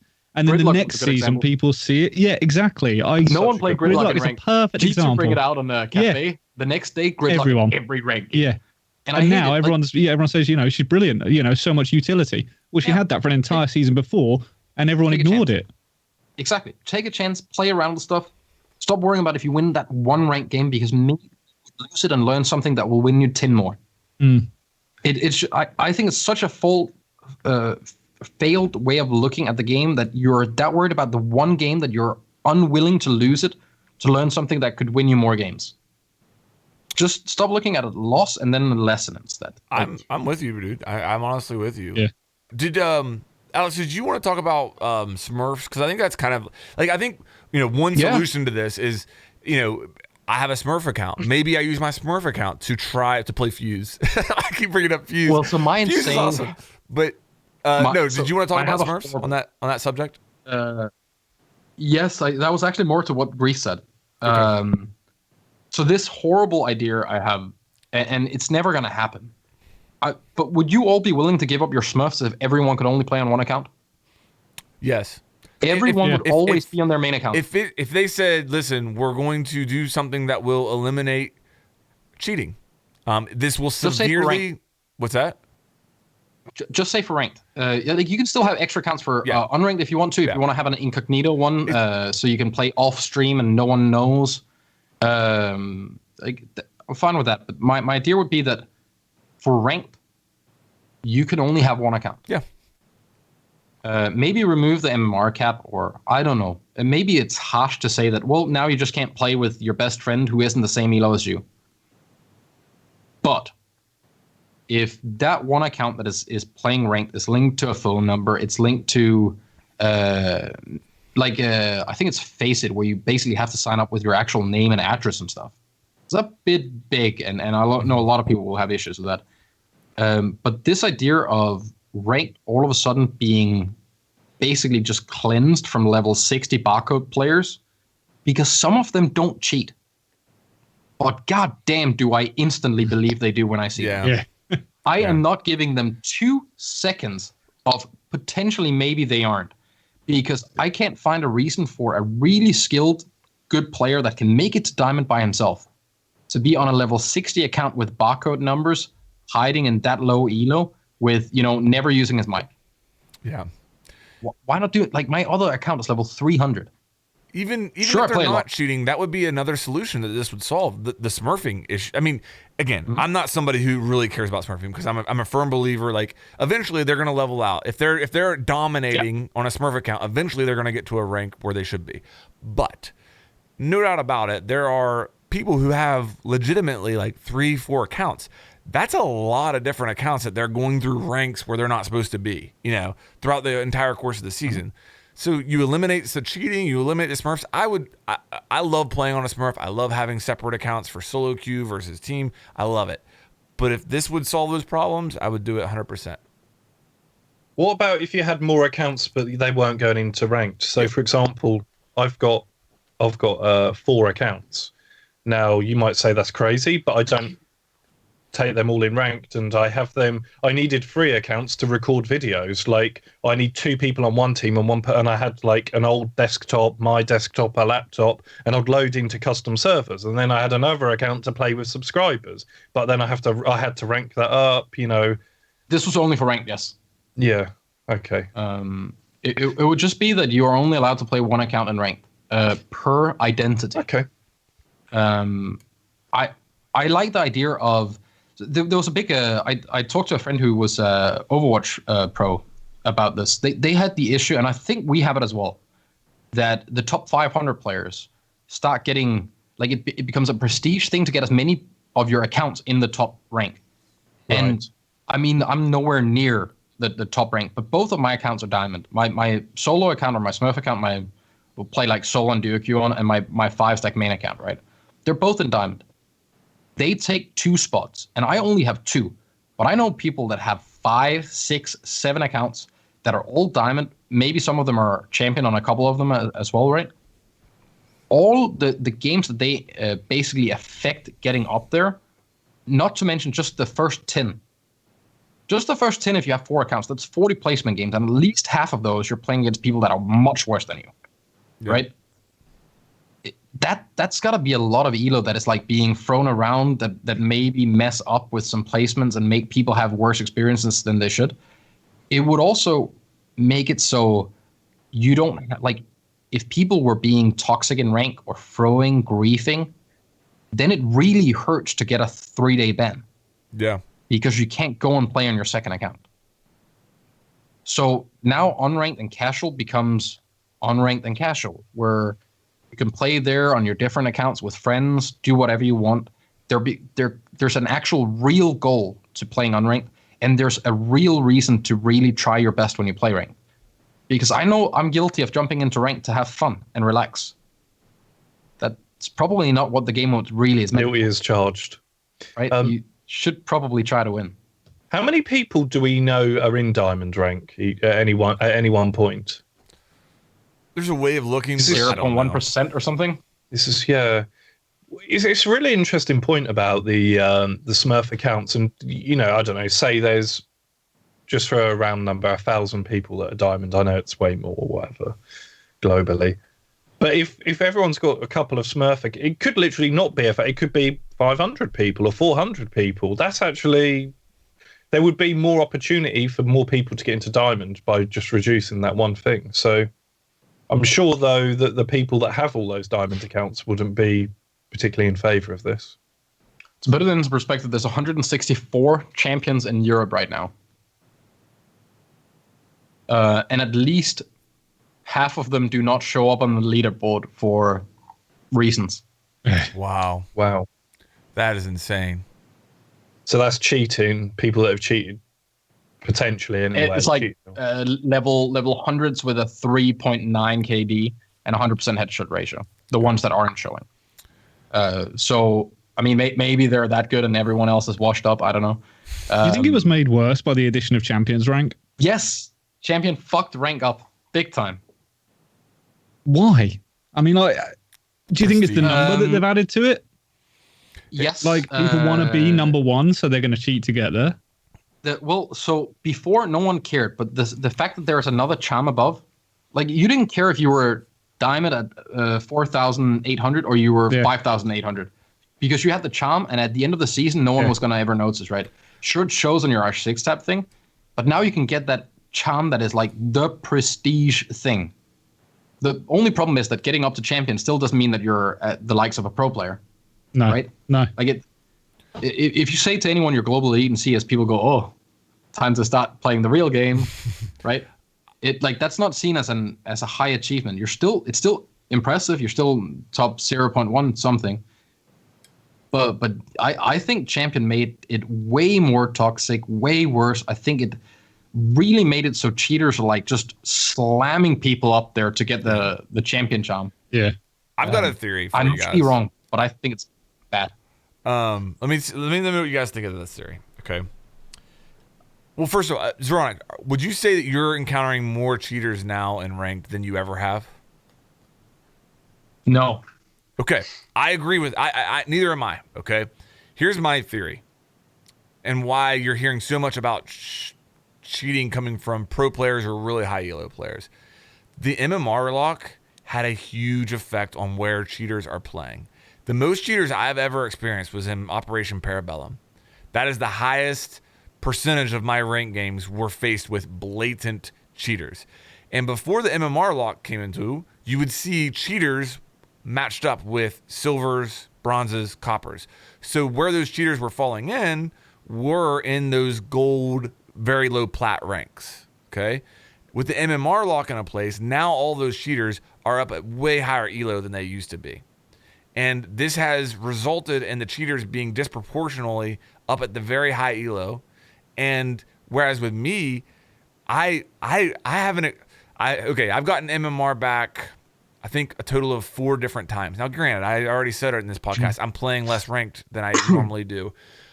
But I'm not experiencing at least more blatant cheaters now than I ever have. Closet cheaters, you never know. I mean, you know what I mean? Like, I can sit here and I can throw out my suspicions and stuff, but if they're truly closet cheaters, you're not going to really know, other than in getting MMR back.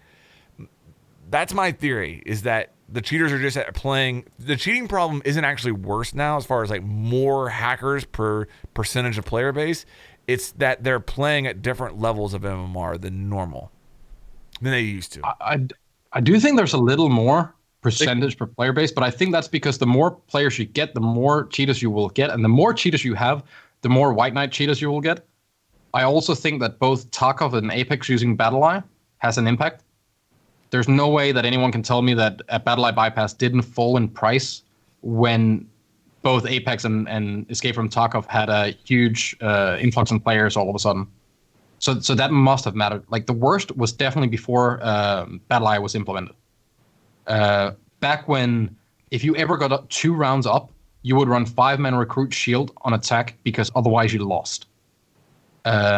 Like, I have videos of us literally going like in shield formation, just quick scoping, because that way you could beat the aimbotters, because the shield wouldn't show your head first. They couldn't win. You could actually outplay cheaters. I think it feels worse for some of us, and the bias there is that I think people that stream get targeted a lot by cheat developers, or people that cheat to make it seem worse than it is. Because if I play off stream, which happens very rarely, the experience is way better And I'm not talking about the guy who might know that I was behind a corner. Not even the stream snipey stuff. That's one thing I can live with that. I'm talking about the guy who, like, we had a cheater who didn't have a head. A Jaeger player without a head. Had to be a Jaeger, didn't it? Yeah. Jaeger or Ash, it's got to be. He was walking around, and I'm not talking glitched out. The full head was not rendering, just hip firing you through walls, right? Jeez. And I don't stop the queue. I keep queuing because I would rather they play against me than someone else, because then at least I know there's probably a dev watching at some point, or I can get some clips or whatever, right? Like the chance of them getting caught hopefully gets bigger, because at least I'm guaranteed that there's video evidence of it. But I think that makes it feel worse because they sit there and wait for people to play, right? Like you can see it if you go in like the top 10, top 15 on Twitch at any given moment. There's a bigger chance that anyone that is playing ranked there is meeting a cheater than if you were to just log on at a random time and no one knew. No one can tell me otherwise. It has to be. Well, I don't know how you free stream this. You don't know how we what? Streaming. I love the game. Yeah. I'm not going to give up just because there's a rat. Yeah.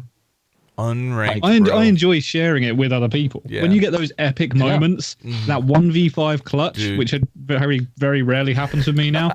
But when you get that moment and you can share it with everyone in chat, I think that feeling is amazing. It is. You know, you want to show everyone. You want to be look what I just did. And when you can do that there live, that's amazing. But it is extremely frustrating. It is extremely. My missus. Imagine being 37 years old and going bald, and having half of your Twitch chat making fun of you for that, and the other half, you know.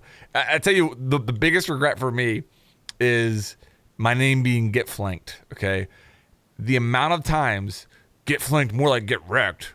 Oh, Get Flanked got wrecked. Get Flanked got flanked. Like, these people think that they're funny.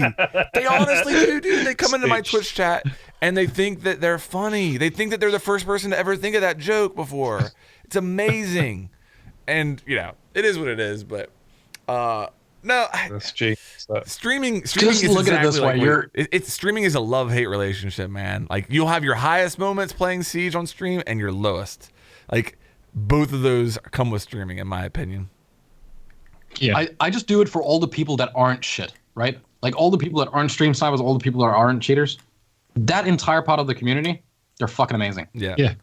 They really are. It's been life-changing. Like it's such polar opposites, this community, though, isn't it? Because people are either incredible and they are, you know, amazing people, or they are just absolute toxic bags, and it kills me. I love the fact that it's like that, because I don't know what makes that happen. It has to be anonymity and competitive nature like mixed together at once, right? And then I guess like a lot of people are just a little socially awkward with what you can joke about and what you can't. Yeah. Because I think some of them probably aren't like bad people. They just really don't realize that the thing that they said or the thing that they did in game probably wasn't as fun as they thought it was. Yeah. A lot of people are like that in Twitch chat too. I mean, people don't know. People think that they're funny and it's not, and they don't know what's rude. Like I find it's extremely rude to come into somebody's Twitch chat and like say, "Man, this chat's dead." Like that's really rude, and people don't think that some people don't recognize that's a rude thing to say. Why 700 viewers? You had 800 yesterday. Yeah. Right. Like, but I mean. What the hell am I gonna say? I don't know, man. Jim and his entire like crew was out on the bus. I don't know. Like, so we can sit here and talk about how bad Siege is all day long, but it's amazing. I love it. Siege has received some pretty decent accolades in the last week or so. Number one of which I would say is that it was recognized by the Esport Observer, at least for the first quarter of 2020, as being a tier 1 esport. That's based on player number. There's a lot of parameters that go into that, part of which are esport metrics, part of which are just player counts and player numbers. But that's a huge accomplishment. I think as far as tier 1 esports, it's CSGO, Dota, League of Legends, Siege, right? For frame of reference, Overwatch in that same graph was a tier 3 esport. Now, keep in mind, Overwatch is a franchise league that people paid tens of millions of dollars to get into. So that's pretty incredible. Also, GameSpot re-reviewed Rainbow Six Siege and gave it a 10 of 10, which is the only FPS that they've ever reviewed and given a 10 of 10 to. So that's pretty cool. You do have to love the Twitter replies on that one, though. That was 10 out of 10 one. There were people saying, "Oh, they really know who to pay to make reviews." Like, well, what? Yeah. I don't know if you saw the thing. A lot of people saying, "How can it be a 10 out of 10? There's this problem, there's that problem," and I think it was maybe Bikini who sort of said, "Look, 10 out of 10. It doesn't mean that the game's perfect without problems. It just means, like, as far as FPS games go, Rainbow Six Siege has been identified as an absolute must-play game in that genre." That's basically what the 10 out of 10 means. It doesn't mean it. A 10 out of 10 game can have some issues, man. Like, especially a live service game that is just adding content all the time.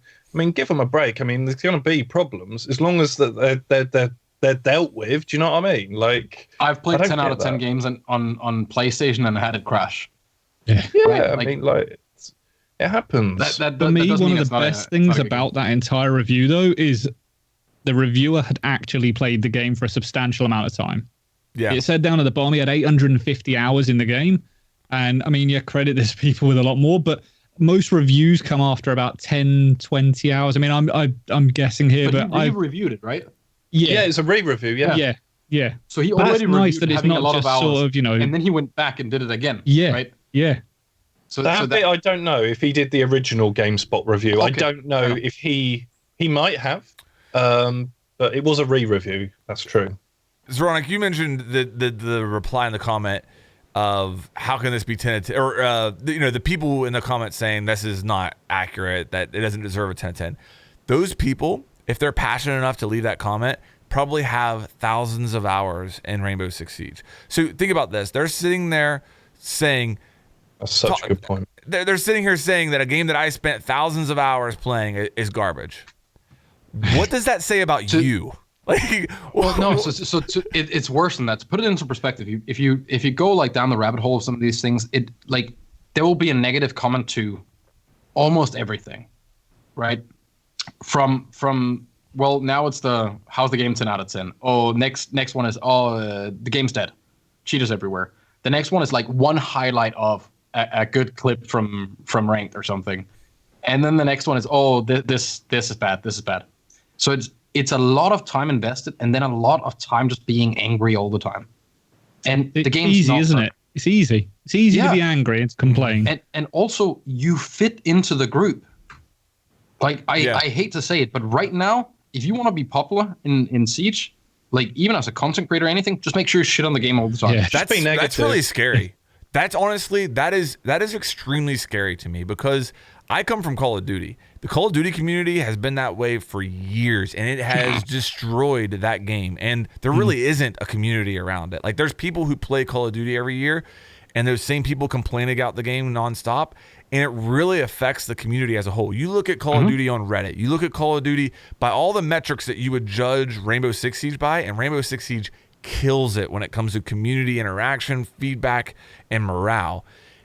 If we continue going down this road of playing Rainbow Six Siege for 5 hours a day, but still bitching about it constantly, we will end up there. And that is not a good place to be. This is really important. Just one quick thing. The original review on GameSpot was 8 out of 10, and it was a different reviewer. But it was still a really good review. They've gone back and given it 10 out of 10, different reviewer. But this thing about negative clicks, dude, is like, it's a psychological thing about people are much more likely to click on bad news. I don't know if you know, but there's channels on YouTube. They basically just shit on games all day. You know, they just show negative clickbait. This game is shit. What went wrong with this game? Blah, blah, blah, blah. You click on one of them and you've opened up a rabbit hole where it's just going to be those videos, all day long.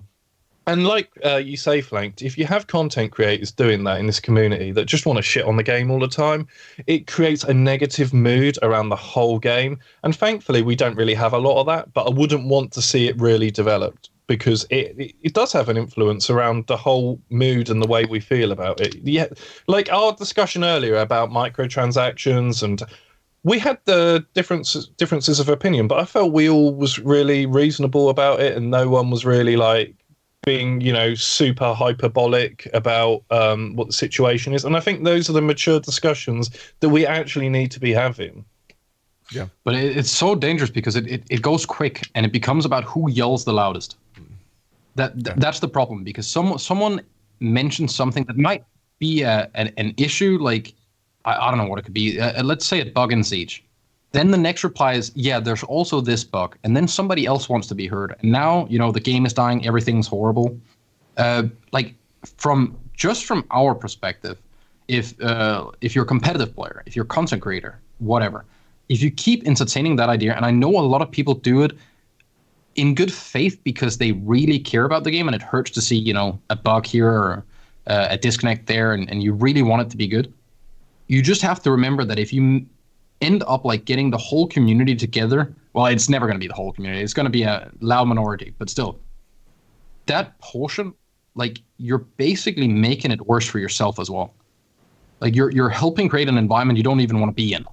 Short term. Yeah. Like you get a little clout for that.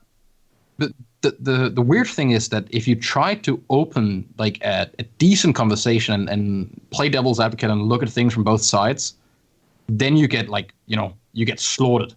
You're the worst. Like Parker, I can't remember what he made a tweet and instantly like people went ooh, be simp, right? It's like, bro, he wrote an adult, well thought out thing. You might not agree with it, and that's fine. But like just instantly jumping on that train, it doesn't help anyone, right? Like, no one's gonna take you more serious. You're just gonna create a little list of like 15 comments where everyone's angry, and then you're gonna go on to the next one because now you're already in a bad mood and leave another angry comment. And like it's just so pointless. You could get so much across if you just did it in a decent way. Yeah.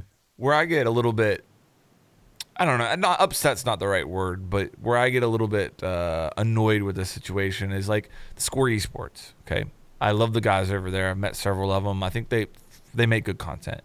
But a video they put out, I think it was yesterday, is what's happening in Rainbow Six Siege, and the entire video is them talking about what's wrong in Rainbow Six Siege now, supplemented by a ton of tweets put out by pro players.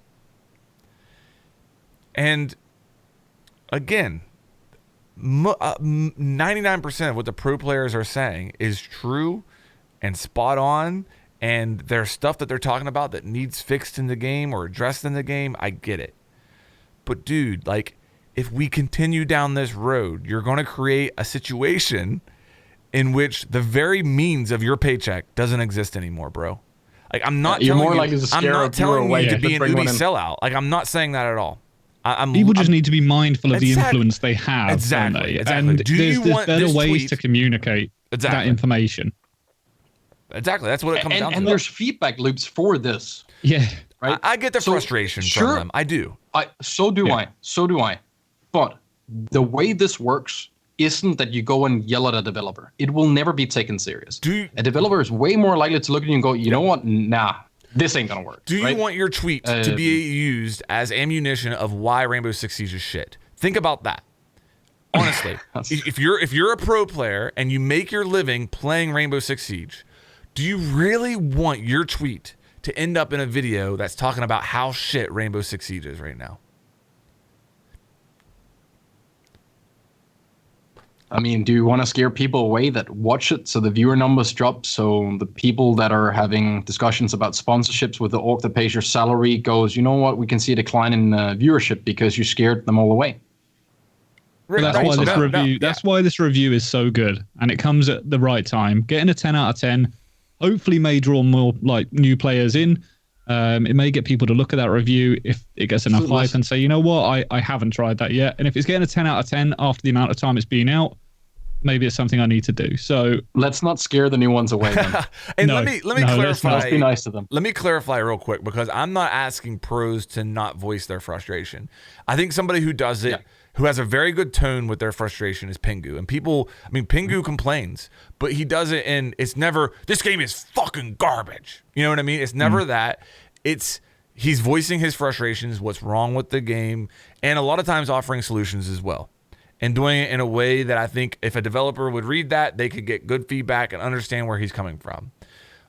I'm not saying that pros shouldn't do that. I would just ask pros to be mindful that, like, if you want your job to exist in Rainbow Six Siege, we need to be part of the solution, not part of the problem. And I would challenge them to do that. That's all I'm saying. I mean, a really good way of like self-reflecting on it is that if your community, let's say you're a competitive player, and let's say your fans lost their shit after you lost the game, you probably don't want them to just scream at you and say that everything you did is horrible and wrong, and get your shit together and fix it, right? Like, that's not where you go to look for your fix to the strat that didn't work. You're not going there. Yeah. So if the feedback comes in a way that you can actually listen to it, I'm pretty sure that like every single tweet that Pingo does is being read. Right? I will guarantee that. And maybe some of the things go through, maybe some of them don't. That isn't so much the important thing. It is that they're being listened to, not that they're being followed, right? Like, we can't demand that someone does what we tell them to, but we can at least say it in a way where we expect them to listen. And I think as long as that happens, you're never gonna have, every person isn't gonna get the way they want it. If most agree on one thing, it's probably, hopefully, gonna be aimed towards that. But we had the conversation as well earlier about, like, it's not just about satisfying the top, 200 players. Like, it's one. I think it was Sack that said this from DC. It's 1 in 136,000 players that go pro. Right? Sure, they're the best and they're the top. But there's still like 135,000 players that have to be taken care of and entertained, and like it can't just be run top down only. And JB, I think it was JB that said it, is that like they're right on a lot of the things that they say. They definitely are. We just, like, it can't just be that. Yeah. There has to be more in it, and some things take time. Just it's foolish to scare people away from the industry where the only thing that matters is your brand. The only reason you're there, you're not playing in Pro League just because you're good. You're playing in Pro League because people want to watch. And like you, and that, I think that's the biggest misunderstanding right there about people think when it comes to balancing. I often see that, obviously the pro players know best, and I fully admit they do. Like, they play, but the thing is, the misunderstanding there is what. We had the series of podcasts with Ubisoft devs, and it's that their goals always align. They don't actually, and that's why the communication is going to change from Ubi on the patch notes and say, look, we made this change to Goyo. We know the presence in ranked, and that isn't particularly high, but he's a real issue in the Pro League, and that will literally say that on the patch notes. The change to Buck, again, it's actually more about Pro League. They said that on our podcast. So if that's being communicated, and I suppose the other thing is, I don't know, but pro players deserve or hopefully have a feedback loop. So if they feel like they're not getting listened to and they have to take to Twitter and really talk in these extreme terms that, I haven't seen the score video that you're talking about, Flanked, but I'm guessing that's what you're alluding to here. If they feel that they have no other avenue, then I sympathise a little bit, but I would assume that they have an avenue in with UB, that there is some way that they can leave that feedback in a professional manner, in a courteous way, where they can still be very critical of the game, but not in a way that is like just basically shitting on it. I know that I don't think the public outroar will ever help. There are channels, yes, are there? I know that there are channels. 100%. I don't know exactly how they all work, but I mean, if you use that channel and what you suggested doesn't end up in the game, maybe next time you use Twitter instead. You know what I mean? Like, I think that might be part of it too. I don't know. I'm not trying. I don't know. You just so from my experience, something that happened, and I like, there used to be a test. And that test got closed down because people, shared it all the way back with Cav. I think that was pretty open about that. Like people didn't respect the fact that it shouldn't be shared everywhere. And that's the problem. If like if Sorry, you break what was that that? feedback What were you saying all the about way Cav? back with like all the way back with Cav, with TTS for like competitive, where they got to try the thing early, right? And now we have test servers. I assume that came off after that, or a spin-off from that. But if you don't take that feedback loop serious when you're in like this closed environment where you can talk directly to them, you're not going to convince them by doing it publicly on Twitter. Like, betraying the private link that you have is not going to be the way that you finally get people to go, oh, you know what, you're right. You're just going to create some outrage and get a few people on your side. And then you can, I guess a month down the line when something changed that you weren't informed of, you can go, yeah, I told you so. And then that looks good. But, like, it's not someone, like, you're probably less likely to then share information with them in the future, or to bring them in to have an influence on how things could be done. Because you don't know if they disagree, if they're going to go out and share it. And I just don't buy the idea that just because you disagree doesn't mean you're right. Yeah. We don't decide. The game is being made by people that decide how the game is being made. We can play it or we can't. Sure, we're customers. We need to be kept entertained and all of that. But I promise you, if we all got the way that we wanted it, the game wouldn't run. Yeah. Right? It's a fine line, just the four of us here can't agree on how to do it right. No, I mean, but like Ying, obviously, I think Ying going back and being nerfed again a little bit was clearly from the outcry from the community, wasn't it? Yeah, but they said, but they did say that they were going to monitor that as well. So, they were ready to revert that. So, like, I mean, if the community had said, "Hey, it's all good," of course, it would probably still be there. You're right, but there's surely a way of doing that. I think it was probably a combination of community outcry and the data correlated in the background. Yeah, because they were probably able to look. Okay, her pick rate has skyrocketed. Her win rate has skyrocketed, and that stuff. To go back to your earlier point, Grief, about what does the test server matter? I think that the data coming from ranked on the live servers is 10 times more valuable than any data you could get from the from the test server. For sure. So I think that in the test server, they heard community outcry and they were saying this is too much. And then when she went in the live server, the data backed it up and they were like, boom, okay, that's enough. We see it. Yeah. It's enough. Pull it back. But again, we're speculating. Oh yeah, definitely. I think as we're kind of go ahead.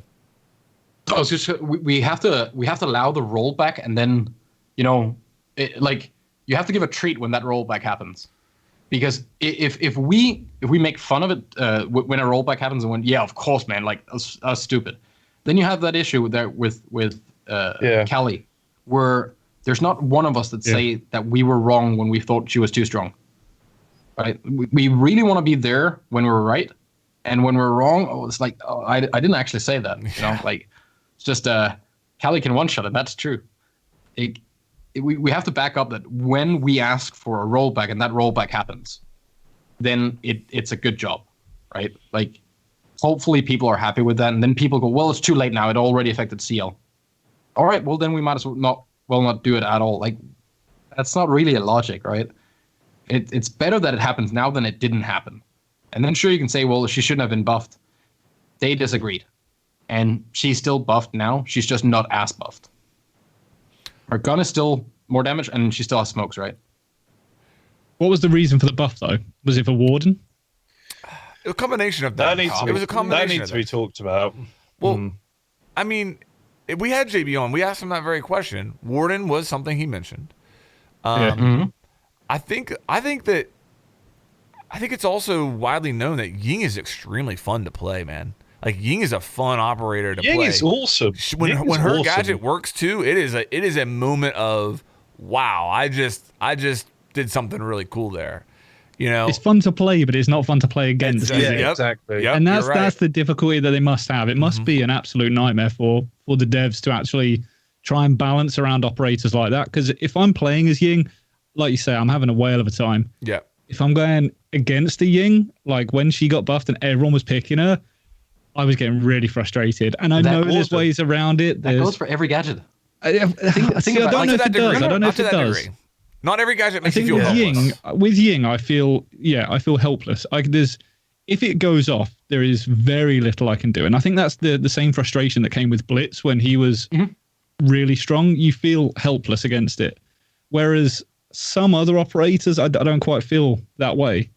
And like with Warden, yes, people can say, yeah, just take Warden. But if Ying's already destroyed 4 other members on the team, my gadget is only helping me. By that point, I'm in a 1v5 against them with an extra Candela maybe. And I'm like, well, that doesn't help, does it? If you throw anything and a Jaeger takes it, you're sitting there thinking, oh, come on, right? Like maybe you had something planned with that flash. You wanted it to hit a certain place and then go in. You feel kind of like cheated out of that. If you jump in and there's a frost trap and you couldn't look down because there's a guy on your right, you can't do anything. It's you can't say, well, you could have gone below and then destroyed it. In that specific case, when you already jumped in, you can't. Oh yeah. Capcan trap. Maybe you can't look left because if you check the door on the left, you get shot from the right. So like every death to a gadget, there is some sort of your like responsibility that you can push a little bit towards that gadget. Yeah. Now you can say that, well, if 4 people on your team are dead and you're playing Warden, well, what the hell were they doing? Yeah. Why are they all dead, right? Could you have held some crossfires? Like, could you have smoked it off every time a Candela came in? Like, there's probably a lot of things that you can do to at least mitigate it. I just wish we took that route first, where we always looked at, like, at least what could I have done to improve my chances, instead of instantly always defaulting to, this is broken. Yeah, I understand. I get that. Because sure, it might be broken, and it might need a rollback. I just think it's much healthier to think like the old StarCraft way of, you're not getting a patch for another year. So if something's broken, you better figure out how to be the best at abusing it and how to at least like float when you're against it. Yeah. Right? Like muta stacking was a thing in StarCraft that only came from a glitch or a bug in game where you kept spamming the same place and you get all your units as close as possible so you could fight these like marine medic bubbles. So there was a meta created that basically couldn't be broken, and someone found a glitch that they could abuse that then became a game mechanic to beat that because no patches were doing anything. And then everything slowly rotated around. And that happens in almost every game. If something is too broken, at some point the community figures out like a magic way of dealing with it. Or it's about who can exploit it the most. I mean, yeah, that's the other to thing. some extent, that's like, if everything can't be flatlined, it just can't. It won't be fun. No. It'll be boring. We need a little bit of, I hate this. Yeah. You need a little bit of spite and hate for certain things for you to like enjoy it and feel like you had a victory when you killed the Ying while she was cooking a Candela or something. I still think Ying's really strong though. I really do. Like, the addition of the smokes, she's still really good right now. I think now that the gadget's more reliable, because like previously it was the inconsistency, wasn't it? You'd throw it in, it'd hit a couch, and then no one would be blind in the room because it hadn't gone far enough. Whereas now they're actually pretty effective, aren't they? Yep. Yeah, they're amazing. Yeah. But there's also the counters of being able to shoot them. Yeah. You know, a lot of people. I've genuinely seen people. Yeah, I get that, but I've seen people that have the opportunity to do that, stand up and try and run away. And I'm like, what are you doing? Shoot it. Oh, I didn't know you could do that. Them? Like, I have not seen anyone impact trick them. And someone said, well, it's a waste of an impact. Bullshit. No. If it's going to save your life. I mean, how many times has the impact saved your life? It might save my team. Yeah. Right? So Ying throws a Candela. I impacted. I run out and shoot her because, of course, she's cooking another one. She has 4. Well, 3 now, right? She's definitely just going tung, tung, tung. You know what we need? And then she's running in. The mechanic we need in the game is when a Ying Candela is rolling across the floor, you should be able to dive on it like a grenade. Kick it. Kick it. That would be great. You could just kick it into the other room. Then you blind your teammates. So you remember throwback mechanic from nades, right? Yeah. That was taken out because it basically more people died to nades because of throwback than they did because of thrown nades. But imagine if you could do it with Ying. That'd be insane. Well, you wouldn't blind her, resets everything. So when my resets the timer on the gadgets. So that's at least a mechanic that is possible. Imagine if you could like pick up a Candela and throw it back. So that'd be hilarious. Imagine not being the Ying. Imagine being the teenage Ying. So the Ying's sitting at the window throwing it in. You're like, dude, like, come on, Ying. Like they're gonna catch it and throw it back. You're gonna blind us all. Imagine how pissed you would be. Oh, that would be great. Or maybe if there's a Candela on a wall and you punched, or on a window and you punch the window, the Candela flies out and like blinds everything that's on the outside instead. That'd be beautiful. There just needs a way to like mess up other people. But that's the problem with Ying and Fuse is that no one wants to play with the Fuse or the Ying that isn't aware of their team, right? Yeah. Like you really don't want to be the Ash rushing into site and Ying going, yeah, I'm flashing. Well, with the shrapnel now, I mean, you have to be super aware of your team. Like they can't even be in your zip code with Fuse. It's crazy. Yeah. I think guys, Pete, did you have something you wanted to throw in there? I'm sorry. We'll save it for next week because I want to talk about Warden, but I can see it taking a whole 20 to 30 minutes. Okay. To be honest with you. Okay. No, I really do. I want to talk about his utility. Can we save it to next week? Are you good with that? Yeah, let's do that. Yeah. All right. I think the last thing I want to mention, and again, I just want to kind of mention it because I think it is a big deal, but is that the way that Pro League is shaping up has changed. That North American Pro League, it's been announced, is moving to a LAN league. All the teams will be in Vegas, competing in Vegas instead of online. It's really, it's a huge investment from Ubi as well as the orgs that are involved. All the orgs involved are going to have to move to Vegas, put their teams in a house. There's certain requirements required from the orgs that are involved.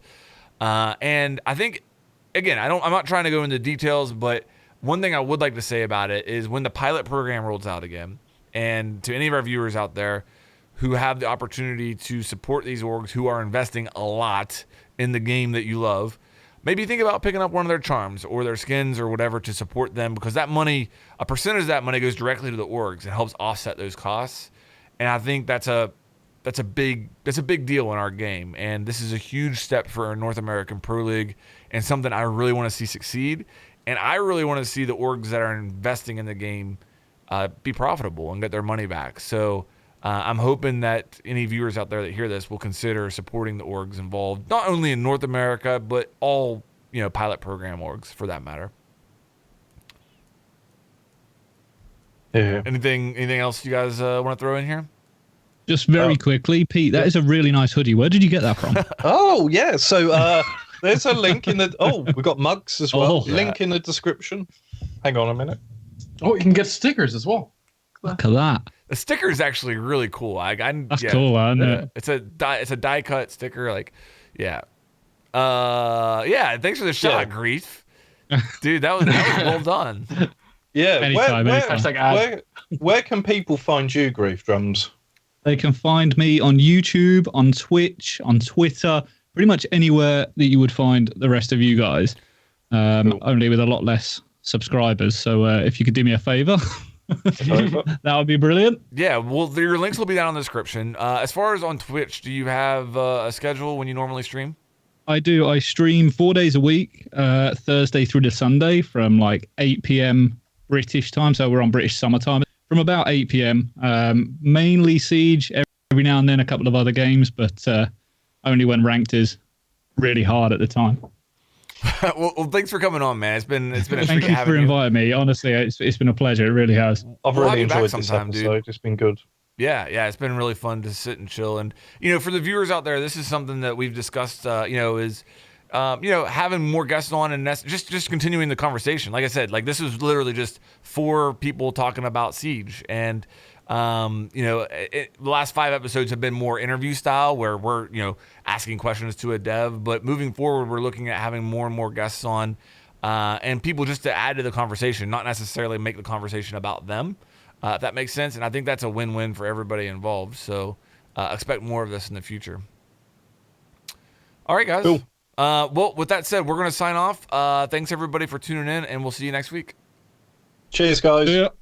Bye-bye.